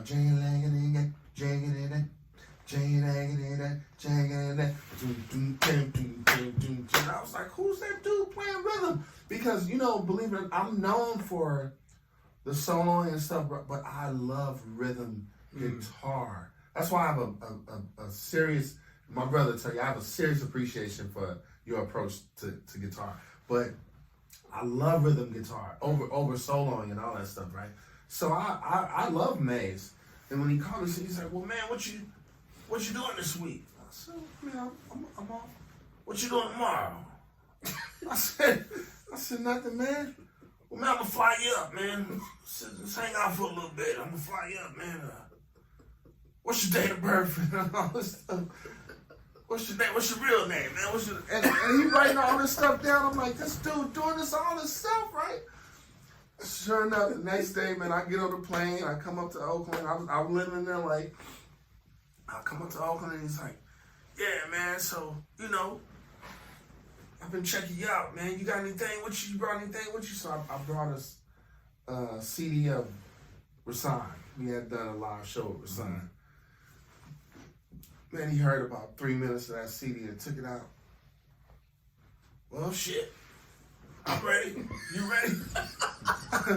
So he said, I'm gonna give you Joe Douglas' number, man. Call him and tell him what you need financially, and we're gonna start rehearsing next week, man. We're gonna rehearse Monday, about 3 weeks. I said, okay, Mr. Beverly, but I'm telling you now, I know the set. You know what I'm saying? Because he never changed the show. He's never changed the show. It's a song here and there, but the show is a show. And, you know, the Tonys, we did a lot of opening up for him for the Budweiser Superfest and all that stuff. So you was already hip. Yeah, I was hip. Mm-hmm.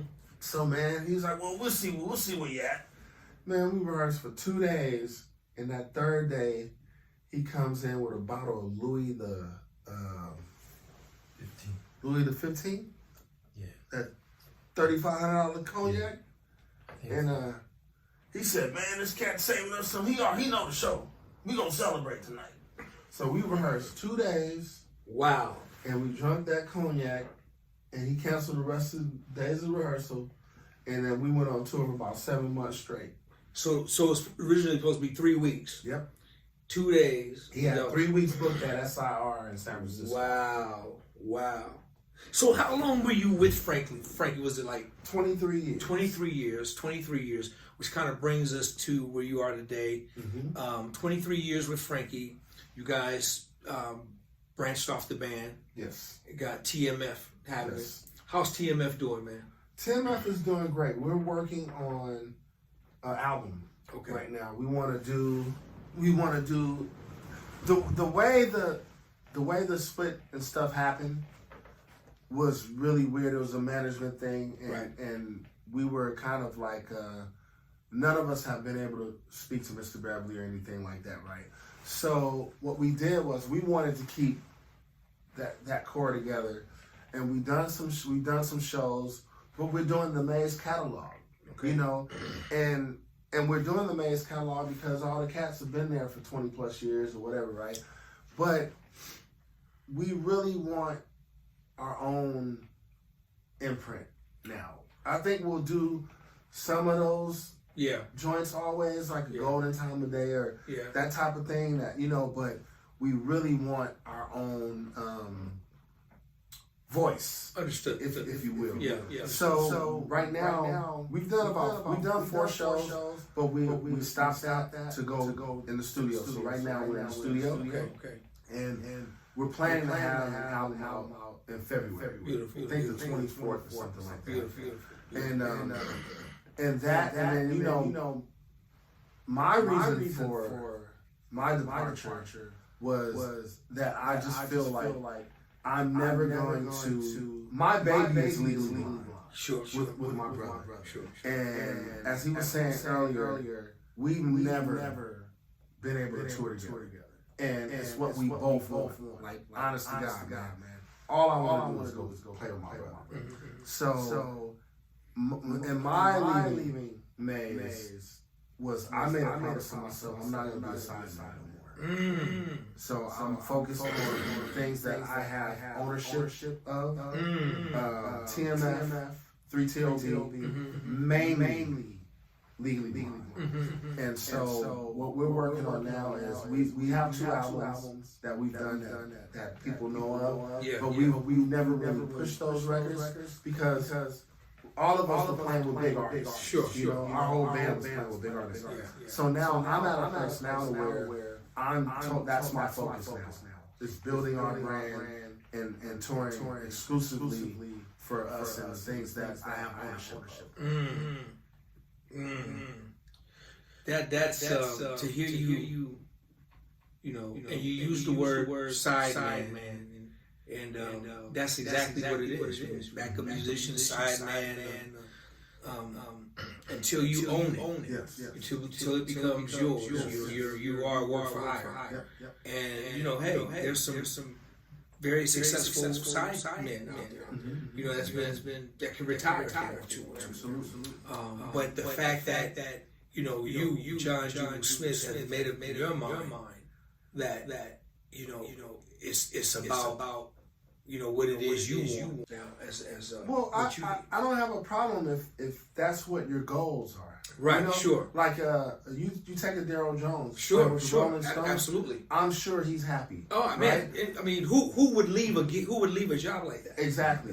No, I wouldn't have. But for me, I'm a songwriter. Right. I have my own music, and I'm getting to the place to where I feel, even from a spiritual standpoint, to where God has given me an assignment. Yeah. To get my own music out as well, and I feel like I suppressed that for so long because the easy way out is to go be a side man. Yeah. But with everything in me, I feel that God is saying, I gave you a voice too. Your music is going to change your life. And you know what's interesting, Jube? I'm listening to you talk. Is that, you know, you're not new to this. I mean, man, you've written and co-written and co-produced some incredible records. Yes, sir. You and Warren, you guys had a run that was just Me and Warren Campbell, me and Keith Crouch, just a run that was just a lot of records that you on. Your guitar and your work, man, is on a lot of hit records that you wrote, co-produced, right? So you kind of put that on the back burner because your thing with Frankie, that was just the thing. So now to hear you recommit yourself to it, starting with the band Legally Blind, is man, it makes me feel good. Because I'll be honest with you, man, I honestly think that when it comes to brothers as talented as you are, you know, it's a slippery slope, man, because you have a lot of people that rooting for you, but you have a lot of people that's not rooting for you. You have a lot of people that's happy to see you a side man. Because you, JUBU, you have so much to offer, man, the world. I mean, so much, man. And yeah, you have put it on the back burner. And it's not too late. You know, I mean, cats like you, Chucky Booker, man, you guys you guys are chosen. You know, you're a chosen cat, man. It's just, I can't say that enough. So to hear that you finally saying, I'm coming back and I'm going to do it. And I'm going to do it at a high level once again. And this time, there's no looking back. You know, there's no looking back. I had to train myself. I had to, you know, Legally Blonde was started because of Whitney Houston. Touring with her, we would watch every night her show. She had a 8-man camera crew that traveled with us every night. So every night after the show, we would go and watch the shows. And she would tell me, "JUBU, you can do this." Yeah. And I'm like, "Do what?" "You can do this. You can front your own. You have a way that you move a crowd."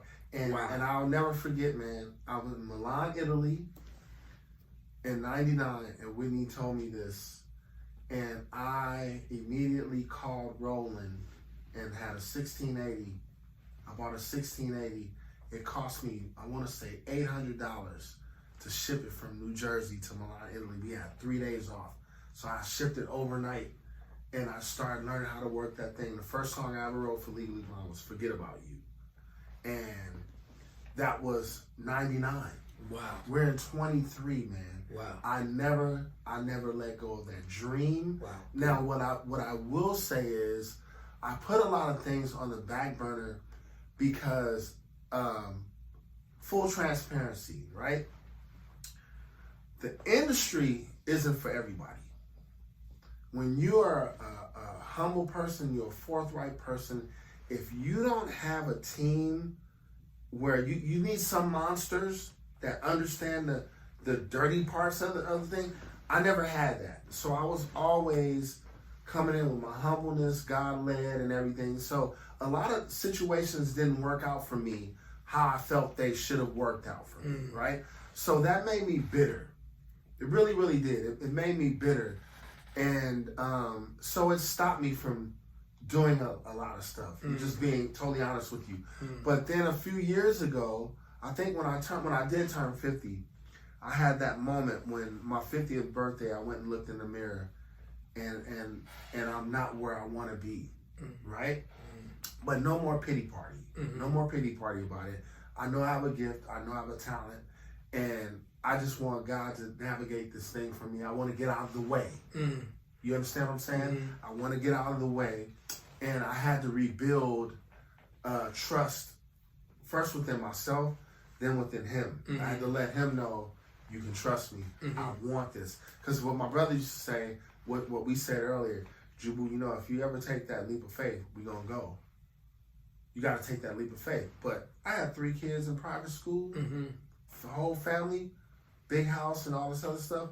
So fear handcuffed me too. I'll be honest with you. Fear, man, had me, fear of success. Fear of being the guy that everybody depends on what I decide to do. So let's say Legally Blonde blows up, right? Now you got 8 guys, 5 principals, 3 horn players or whatever. Now you got 8 families that are dependent on me being the leader and the guy. If I want to tour, if I want to rest, everything is predicated on that. Really handcuffed me until when I turned 50. You got to stop running from this. You got an assignment. You know, are you gonna let God down now? So that's what started my transition to getting here. And I've had to really show people now, even like the Layla Hathaways, you know, I'm getting these opportunities because they're seeing the change. You know, and that's a blessing. I'm grateful. I got my health. I got my backbone. And so I know that the next years are going to be better. Good, man. You know what I mean? Absolutely. So, absolutely. One more thing real quick before we wrap this up. What does Eddie Spanky Alford mean to JUBU? Spanky,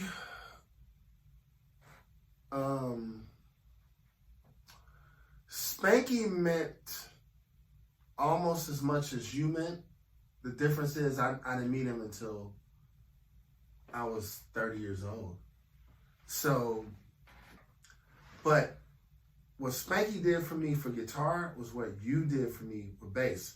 I saw somebody that did things that I didn't know you could do. I saw somebody that was in my realm. And you got another thing about me, I'm a fan of George Benson too, right? George Benson is so amazing. There are some things that he did I didn't even care to learn. I just wanted to appreciate it. Frank Gambale is another guy. There's things that they do, they just wow me. I don't even care to learn that stuff. That's theirs, right?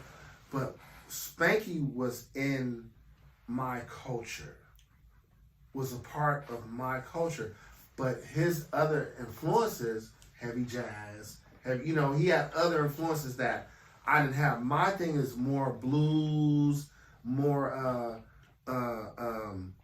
I want you to feel me more than the licks and all that stuff. I want to make you cry. You know what I mean? Mm-hmm. So, but what Spanky did for me was show me there was levels. There was levels. Wow. And when we finally met, man,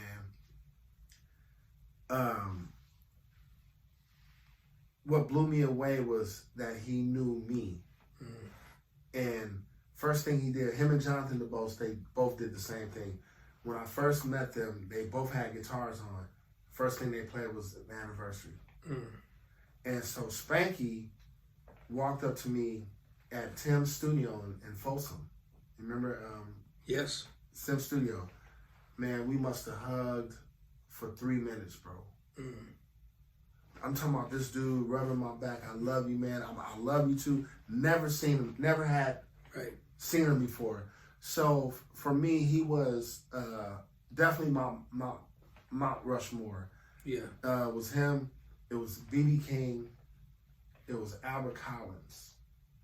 It was those three that started me, because my gift was my dad really didn't let me listen to a lot of guitar players. I was listening to horn players. Right. Clifford Brown, Clark Terry, Miles Davis is probably my favorite instrumentalist to this day. So I had these other influences, and that's what we are. We're the sum of our influences. My bass was just quartet. So Spank had that same bass, but he had these other influences. So he was that first person that I could touch that helped me open the doors. Like I said, Howard Carroll was the first guitar player that I heard that I fell in love with. Yeah. Spanky was the first one that I was able to touch, that I was able to see what he was doing. Mm. My dad took me to Mighty Clouds of Joy, and I saw him, and I couldn't believe what this man was doing, man. I couldn't believe all the stuff that was, and it was effortless too, you know? And so for me, I found someone else that was in love with it. Yeah. He was everything, bro. Let me say this to you, then I'm gonna wrap it up with little bro over here. When you talk about being an inventor and being your own, thinker, and I used to, growing up, man, I used to watch Name That Tune, and Name That Tune, you start with 7 notes and goes down, or something like that. I can't remember. But how many people on the planet, man, can hum a tune and say, I wrote that? Like, for example, if you was to hum dun dun dun dun dun dun dun, everybody in the world knows what that is. But if you was to go blim blim blim blim blim blim,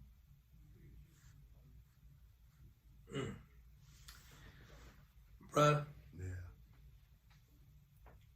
not too many people on the planet that's walking the planet, man. Well, that's why I said earlier, man. Have that. Me and those guys are in the best place. But I thank them for that. I thank them for that. I have to. I thank them for that. And I wish nothing but the best for all of us, because that can't be taken away from me. It's to be admired, especially when I hear a bunch of church records, when I just go to a bar or restaurant and just hear it being played, and not too many people. I can't say that as a bass player. I wish to God, pray to God that I could have a lick that the whole world knows. You feel what I'm saying, little bro? Mm-hmm. I mean, you know, so I see why you're admired and loved, man, by you know, by so many, other than your family, of course, but by so many people of your comrades, and Paul Jackson and Jonathan Dubose and Spanky, man, dude, you know. And when I'm saying this again, I'm proud because I was right there from the beginning. So, dude, I love you, man. I love where you are mentally. I love where you are spiritually. I love your focus, because it's getting ready. It's a reinvention. Mm-hmm. You know, I mean, they ain't seen nothing yet, man. Yeah. You know, God's got a lot in store, man, because now He's got you like this, man. He's got you just on the tunnel vision. And that's scary. That's scary, man. To hear somebody as great as you talk like that with that, you know. And I know your brother's most proud because we talked to me about it in tears, just talking about how my brother's the greatest, man. If he, you know, that's real talk. We've talked for hours. My brother got 3,000 unanswered emails, D. What I'm gonna do with it? No, it was more than that, bro. It was way more. I got on a I lost count at 3,000. Yo, what are you doing? I'm like, hey man, that could be millions of dollars in this email. Unanswered email. And not spam emails. Nah. Not spam. On the main joint. I'm like, man, you gotta open these. I'm getting better, man. You gotta open these. PIKFUNK, listen, man. Listen, you've had to step in some big shoes here recently. And, you know, everybody watching this, man, we all know your history, man, and what you're doing, continue to do. And we, man, proud of you, man, as a husband, father, as a business person. Everything you've done, man, for your career. And then just let it, I don't need to talk about bass, man, because you're probably still, to me, the most solid bass player that I know. I mean, you know, I know why your brother wants to play with you and vice versa, because the security blanket is going to be there. You got to ever be concerned about nothing. Right. But now, man, you've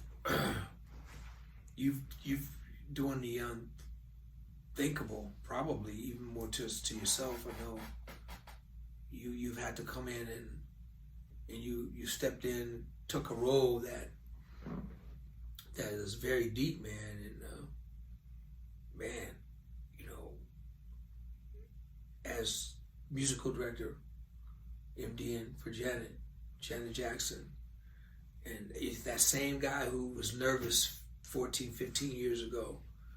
Now look where it is, man. You know, it wasn't your time to get the gig then. It was your time now. And you got to be her longest running bass player, longer than anybody I know, you know. And now, how does it feel, man, to have that role? Because I know, you know, you've you know, Rihanna, Justin Timberlake, just Destiny's Child, just the greatest, man. You've had opportunities to take roles like that, to where you've said, no, you know, I passed. But now here it is, you know, you're playing for one of the biggest female artists in you know, ever, and you have some big shoes to fill. Mm-hmm. So, what's your mindset like, man? With how do you feel about being in that role and having that big responsibility? It's not super comfortable. I'll say that just because, like, I've always been the type of guy, like, even, you know, outside of Layla, I show up and do my job. Like I don't get too close to artists. You know what I mean? So it's been like, hey, how you doing? Good to see you. You know, and that's it. So, and plus, you know, when you talk about Janet, I mean, it's like she's like an icon. You know, so I mean, you can't even call her. I mean, she's part of the biggest musical family in history. You know what I mean? So the biggest musical family. So when you look at it in that regard, man, like the fact that she calls me now and talks direction and you know, what are we doing with these songs and like it's actually unnerving at first. You know what I mean? So I'm like, okay, because she's 8 hours ahead of me, and so like she'll call me and like, okay, so what do you think about this? Like, all right, cool, you know. And so now I got to try to put into play what, you know, what her goal is. And then I'm dealing with Gil, who's the creative director. And with Daniel, man, Daniel had this thing about him that, you know, it's like people always say like, man, everybody's replaceable. There's absolutely no replacement for Daniel Jones, man. Like his energy, his thought process, like what he does creatively. And it's like, and I've seen him sell her a turd. You know what I mean? It's like stuff that we just like, bro, you overthinking. Like no, watch you. I'm gonna get her to do it, and he'll start playing it, and he'll just get in front of her and start dancing like, yay, you know what I mean? All this kind of stuff. And the next thing you know, she's fine like, okay, Daniel, you know what I mean? It's like I don't have that. I'll be like, you know, so but I've had to come in and make some changes already. Like so. What Daniel did is like he had a whole medley of songs that like we just hit him back to back. And so I know after he passed, the first show we did was in Vegas, so Blackstone came to assist with that show. And he said, man, the first thing I noticed is like I feel like you guys are hitting so many songs in a row that the crowd don't get to take it in. It's like, you know, so I think, you know, guys need some more stops, you know, in the show just so they can, you know, appreciate this icon, you know? And so, like, okay, so I thought that he was gonna come in and do the musical stuff, but then he was doing some stuff with a very close friend of his was on life support, so he was like, I'm not in the headspace, I need you to take it over. So what is doing those stops now, I gotta create endings and intros for the next song, you know, that are no longer segued. So I just, you know, put my hat on, man, and it's like, but it's interesting because I'm not a keyboard player, you know. So Daniel, he always starts with harmony or whatever, and then we all just build around that. Right.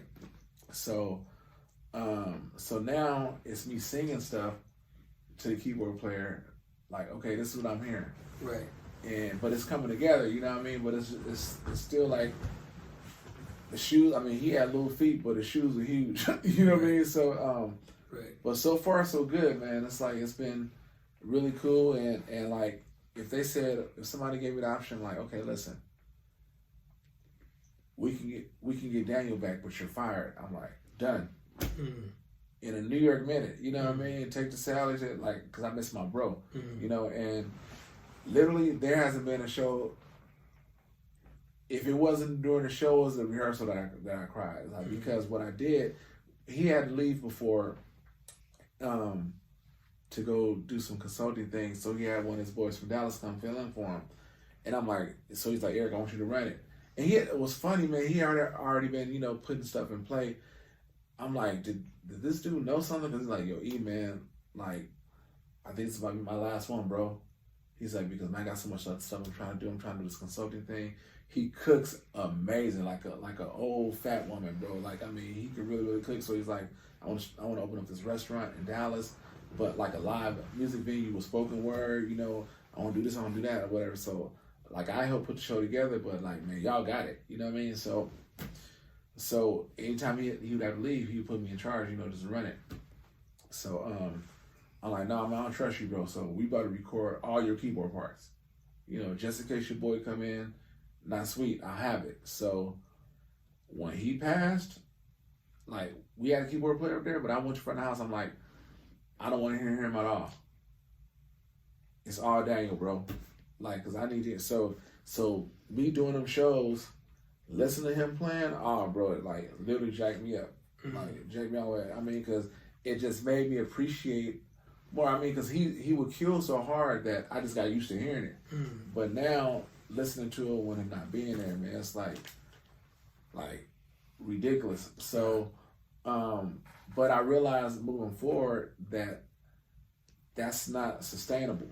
Right. You know what I mean? I gotta feel those shoes. Right. I gotta feel that slot. So the amazing thing to me is what I'm most proud of you about is that this same woman that he froze up at the sight of her security, that he lost himself, now confides in him. I mean, what a circle. Yeah, that's awesome. You know what I'm saying? Like, it's crazy, man. Yeah. And he's gonna drive me home. That's pretty dope. In the Tesla. No, we switched. We in our mom's Benz. Oh, you didn't bring the Tesla out? You didn't try the Tesla? No, because we I don't get a chance to see the party, the concert. No, because the battery, he's recharging. Because we went to 2 churches today.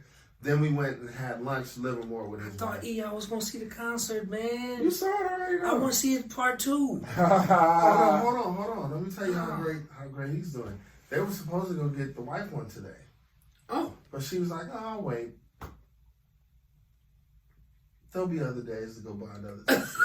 You know what I'm saying? So to God be the glory. And like I said, there's no one more prouder than him than me. Maybe you on that level, but I'll challenge you on that. No, I wouldn't dare. I wouldn't dare challenge you. But yeah, man. I mean, like, because I remember the guy that was nervous for the Sheila E. gig. And I'm telling this dude, bro, you here, you belong here.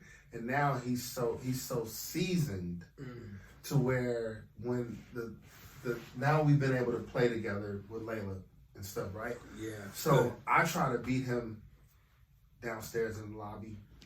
I try to beat him in everything we're doing now. I'm just trying to show him, like, bro, you've influenced me just as much as I've influenced you. And together we're gonna be unstoppable, bro.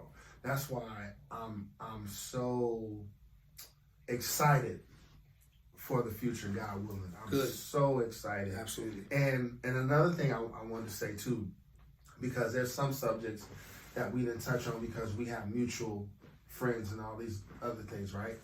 I just want to say, man, that I'm truly grateful for the whole journey. I'm grateful for everyone. I'm grateful for the friendships. I'm grateful for the friendships that are lost. I'm grateful for everything, the whole journey, because it got us here. Yeah. Failures and all. Yeah. Everything, man. Yeah. It's like I feel like no matter what, as long as I got the lesson, I'm good. Yeah. You know what I mean? But I want to keep going through the same thing over and over again. It's like okay, why am I keep going through this? So as long as I'm getting the lessons, but like even when, hey man, just so y'all know, like y'all being proud of me.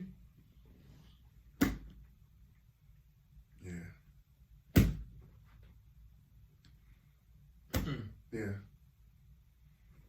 I get it. The most, man. I'm telling you, man.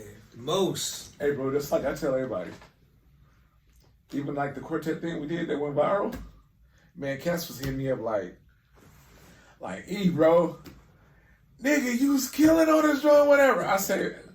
I'm like, yo, man, all that's cool, but when D looked over at me and gave you the stanky face, it just like, hey, bro, I'm like, it didn't matter. Like, but let me tell you, everybody else could have been like, man, you stink. That moment for me, when that went viral, to see how he looked at you, that broke me up too. Because once again, it's my sensei. You're the leader. Yeah, you're humble. We're all humble. But the truth is the truth. You were before Spanky. You know what I'm saying? You were the first Spanky, bro. So when I saw how you looked at him, I was like, man, I'm good, man. I'm good, man. And it was killing. Man. It was killing. Dude, that was Dude, I was like, I was like, this Joker done lost his everything. Yeah, that was nasty. Hey, Oh man, dude. Hey, what's the name of your group anyway? We just so you know, so it's the Jones Brothers, right? Okay. But we just there's so many Jones Brothers. If you Google the Jones Brothers, you know, so we just flipped it, call it the Brothers Jones. Okay. Featuring Yardley Griffin. So okay. And it's the Gospel Angels. Yes, yes. You know, the guys we all grew up with, yes. man. You know, and where's the drummer that used to wear the gloves? Chris. Yeah. Chris still around, man. Chris is still around. The crazy eyes. Yeah, Chris, man. Chris. Yeah, Chris is still around, man. And I see Jimmy all the time. Yeah, man. Big Bro Jim is doing this thing. Jim nice on, yeah, Jim nice on bass too. Oh man, Jim, man, Big Bro Jim is really wonderful. Yeah, shout out to Jim. Shout out, man. Big yes, Bro. Sir. And Joe Mike record. Oh yeah, man. I like it. Hey man, on Broadway. Yeah. Is that no more? Nah, that's been gone. Man, that used to be fun, right? Let me tell you, man. The first time I heard you guys, when I first moved out here with the Tonys, when we moved out here, and I heard you guys, man, and Bobby G did that solo where he just put the guitar down by the amp and start reading the paper with the feedback going on. I said, man, I'm gonna destroy this city. I said, that's what they doing? Cause you know me, man. I'm eating potatoes. I'm like, oh, because even when people like play behind their back and play their team, I'm like, why are you doing that? You can't play better than when you play it the proper way, right? So I was like, okay, because what my dad did tell me, he said he wanted me to be substance over style. He said 99% of these people are style over substance. He said, son, I want you to be substance over style. And I remember when the first time I seen it, and listen, the women were going, wow, Bobby was a superstar then, right? But I was like, oh, that's how they doing it? I'm about to destroy this city. And then I ended up doing bass gigs with Reggie Graham, man. You remember Reggie Graham? Yeah, man. I love my time out here, man. I love my time out here. I was doing bass gigs with Reggie Graham on Trump. He was doing trumpet and stuff. Yeah, Reggie Graham. But yeah, man, like it's been a wonderful journey, man. I'm so glad that we did this today, man. No, so it's my pleasure. But before I let you go, you got 4 guitar players. You're gonna put on Mount Rushmore. Okay. Give me your 4. You already kind of named them off, but give me your 4 guitar players you're gonna put on Mount Rushmore. If there's a gun to my head, I gotta go with B.B. King because what B.B. King meant to me was my goal. Okay. My goal, when I said earlier, I wanted to be the best, right? I changed that when I saw Eric Gales play. I saw Eric Gales play, and he was high out of his mind. Thank God he's clean and all that stuff now. But he was, when I tell you he was so jacked up, I immediately started praying for him because I was like, God, don't let nothing happen to this dude. This dude was so amazing, right? And I remember telling my dad, I was 16 years old, I'll make this quick. I went to Seattle with the Leggett brothers. Shout out to our cousins, the Leggett brothers. I went to Seattle and we were the special guests for this big program, and all these groups were on it, right? So they gave me a solo, I did real well, and all these people were bigging me up. And I remember getting home telling my dad, I said, Dad, I think I'm the best, man. I think I'm the best. So my dad started laughing at me. And I was like, why are you laughing at me? He said, man, you better change that attitude because I can take you down the street and let you hear somebody that'll destroy you right now, and it's going to break your heart. And he said, change that attitude so when you run into people that are better than you, it won't destroy you. You'll be able to learn from them and you can get better, right? So I went seeing Eric Gales, and I remember it was storming in Memphis, Tennessee. And he wasn't even supposed to play. I went to see somebody else. He just happened to be in there, plastered out of his mind. They brought him on stage. They had to carry him up on stage and help him. And that dude lit that place up. I remember calling my dad in the rain, telling him, thank you. Thank you, Dad. So Not saying that I thought he was better than me, but I heard somebody that I knew was great, just as great. You know, was just as much in love with it or whatever, right? So I changed my mind from wanting to be the best to wanting to be distinctive. To where whenever you heard me, you knew it was me or someone trying to, you know, play my style. That's good. Right? I like that. So that's why BB King would have to be number one. Okay. Right? I gotta put Spanky in there. Okay. I gotta put Albert Collins in there because Albert Collins, his attitude and his inflections, they just do it for me. And then I would probably have to go George Benson just because of just his amazingness. His amazingness. Now, if you let me put a couple more on that Rushmore, it would be Howard Carroll, and it would be people like Sugar Hightower. Yeah, and Al that played with Sugar from Slim, yeah, Supreme Angels. It would be those guys, and then the Bonner brothers, Mr. Bonner. Remember, Hold on the Gods and Changes. That was the first guy that secured the whammy bar. When I said I got to do that. What about Val Alexander? Now Val played Vastapool. He didn't tune like we did. So that's what was even more amazing about Val. But absolutely Val. Absolutely Val. Well, we're going to put another face. We're going to put John JUBU Smith on Mount Rushmore without a doubt. We're going to add 3 more fingers and 3 more faces. Little bruh, I didn't get a chance to ask you this question because I just threw it in. So you got 4 bass players you're going to put on Mount Rushmore. Give me your 4 bass players. DOA. Fred. I'm going to put Fred on there. I got to put Fred on there. Graham. Joe Smith. Wow, that's strong. That's strong. That's strong. Yeah. That's strong. We're gonna give you another one, man, because we gonna give you one more. We're gonna put one more in there. And it's gonna be my little brother Eric PIKFUNK Smith. Yeah. Without a doubt, man. Yeah, I can dig it. We're gonna put you up there, man. I can dig it. Without a doubt. He's definitely going with me everywhere I'm going. So how's it feel, man, to be playing together with Layla, man, for both you guys?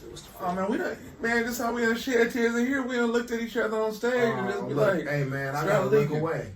I gotta look away. And then we were talking about being sidemen, right?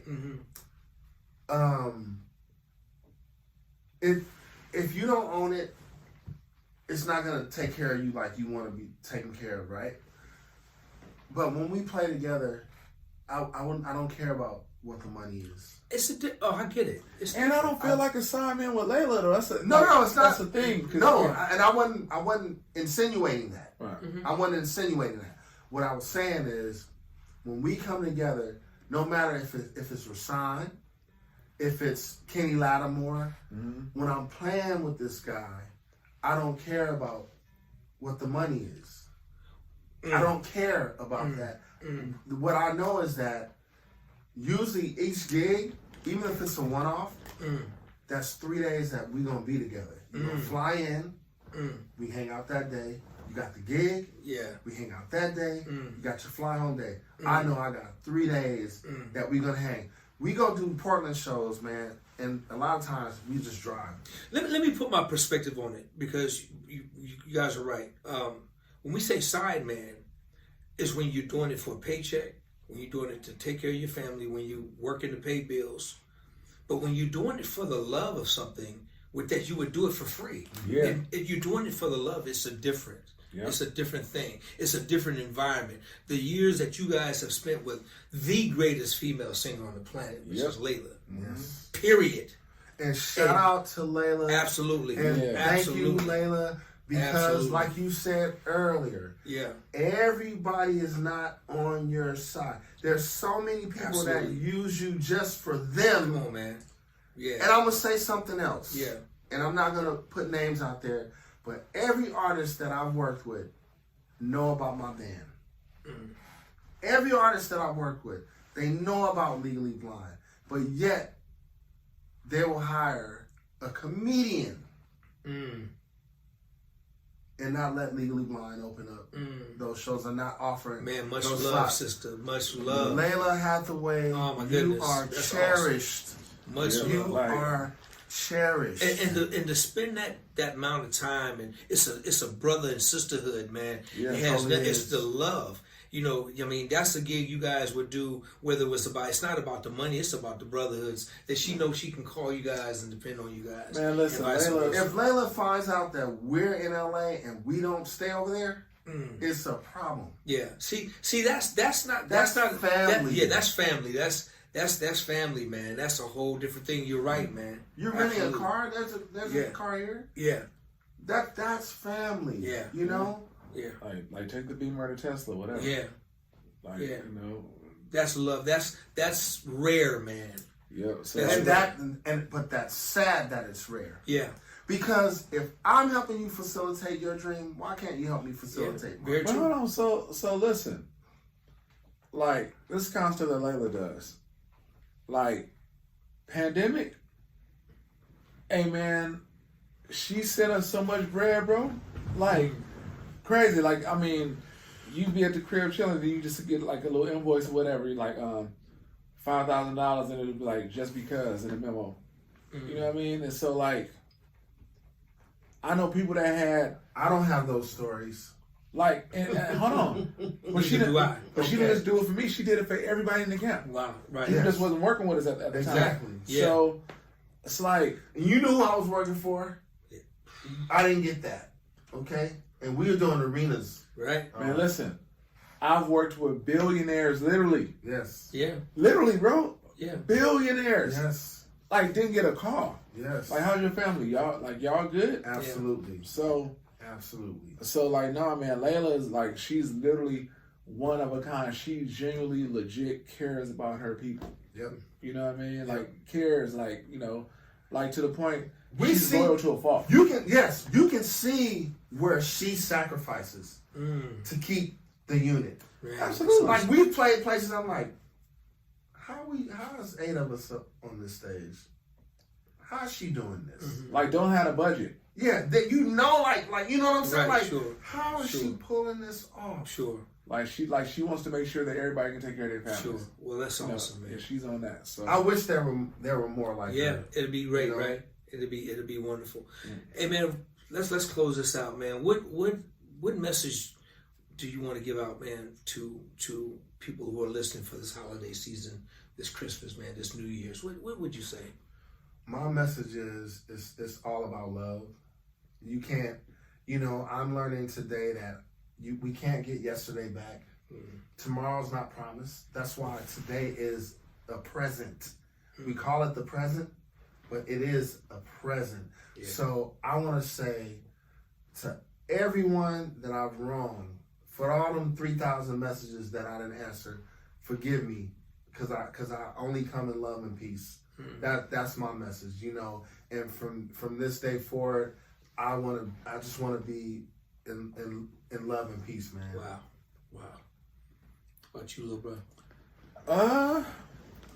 I would say, whatever you do first, put God first, and happy holidays, and make it a good 2024, and let's get healthy. Men, go to the doctor, get a checkup, get your blood work done, because early detection is key.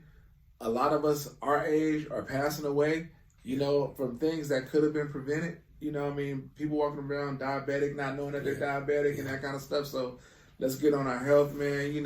Health is wealth. We hear that all the time. It's not about how you look and all that kind of stuff. Let's just get healthy for our families.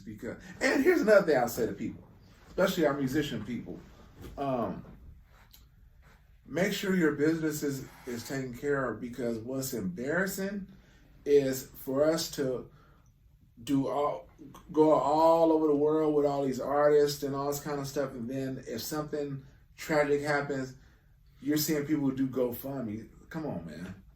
Yeah. Come on, we gotta do better, you know. So like if you got a cell phone, you can afford a life insurance policy.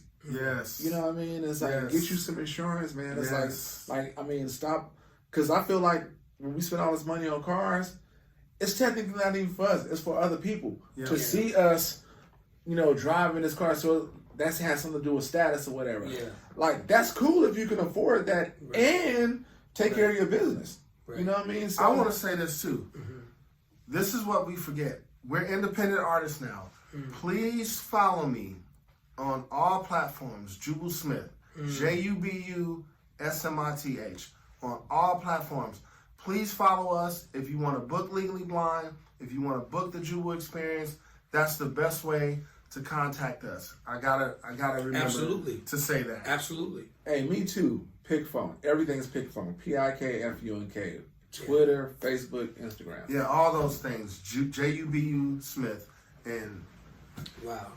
I want to make sure we said that. Absolutely, man. Definitely. But one of my brothers, listen, I would say to everybody, please follow my brothers. Please like and subscribe to the DOA playlist.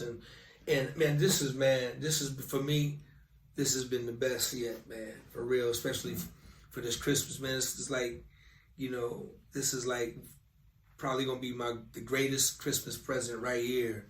Just having you two brothers, man, with me. Same here, and we all in a room together. Yes, sir. And it started, you know, right here, man, and right there. And, Yep. And, you know, and so here we are, man, able to, you know, to give honor, man, and love on each other, man, and be thankful to God, man, because we have been blessed beyond measure, man. Yeah. You know what? I want to tell you something too. I don't even know if you noticed, but like literally because of you was the first time that I heard myself on the radio. From you having me play on that difference between love and sex. Oh wow. That was the first time I heard. Really? First time I heard myself on the radio. As many tours as I've done sessions. Wow. And you know, I played on record. That's the first time I ever heard myself. Let's talk about a record we did on Joe.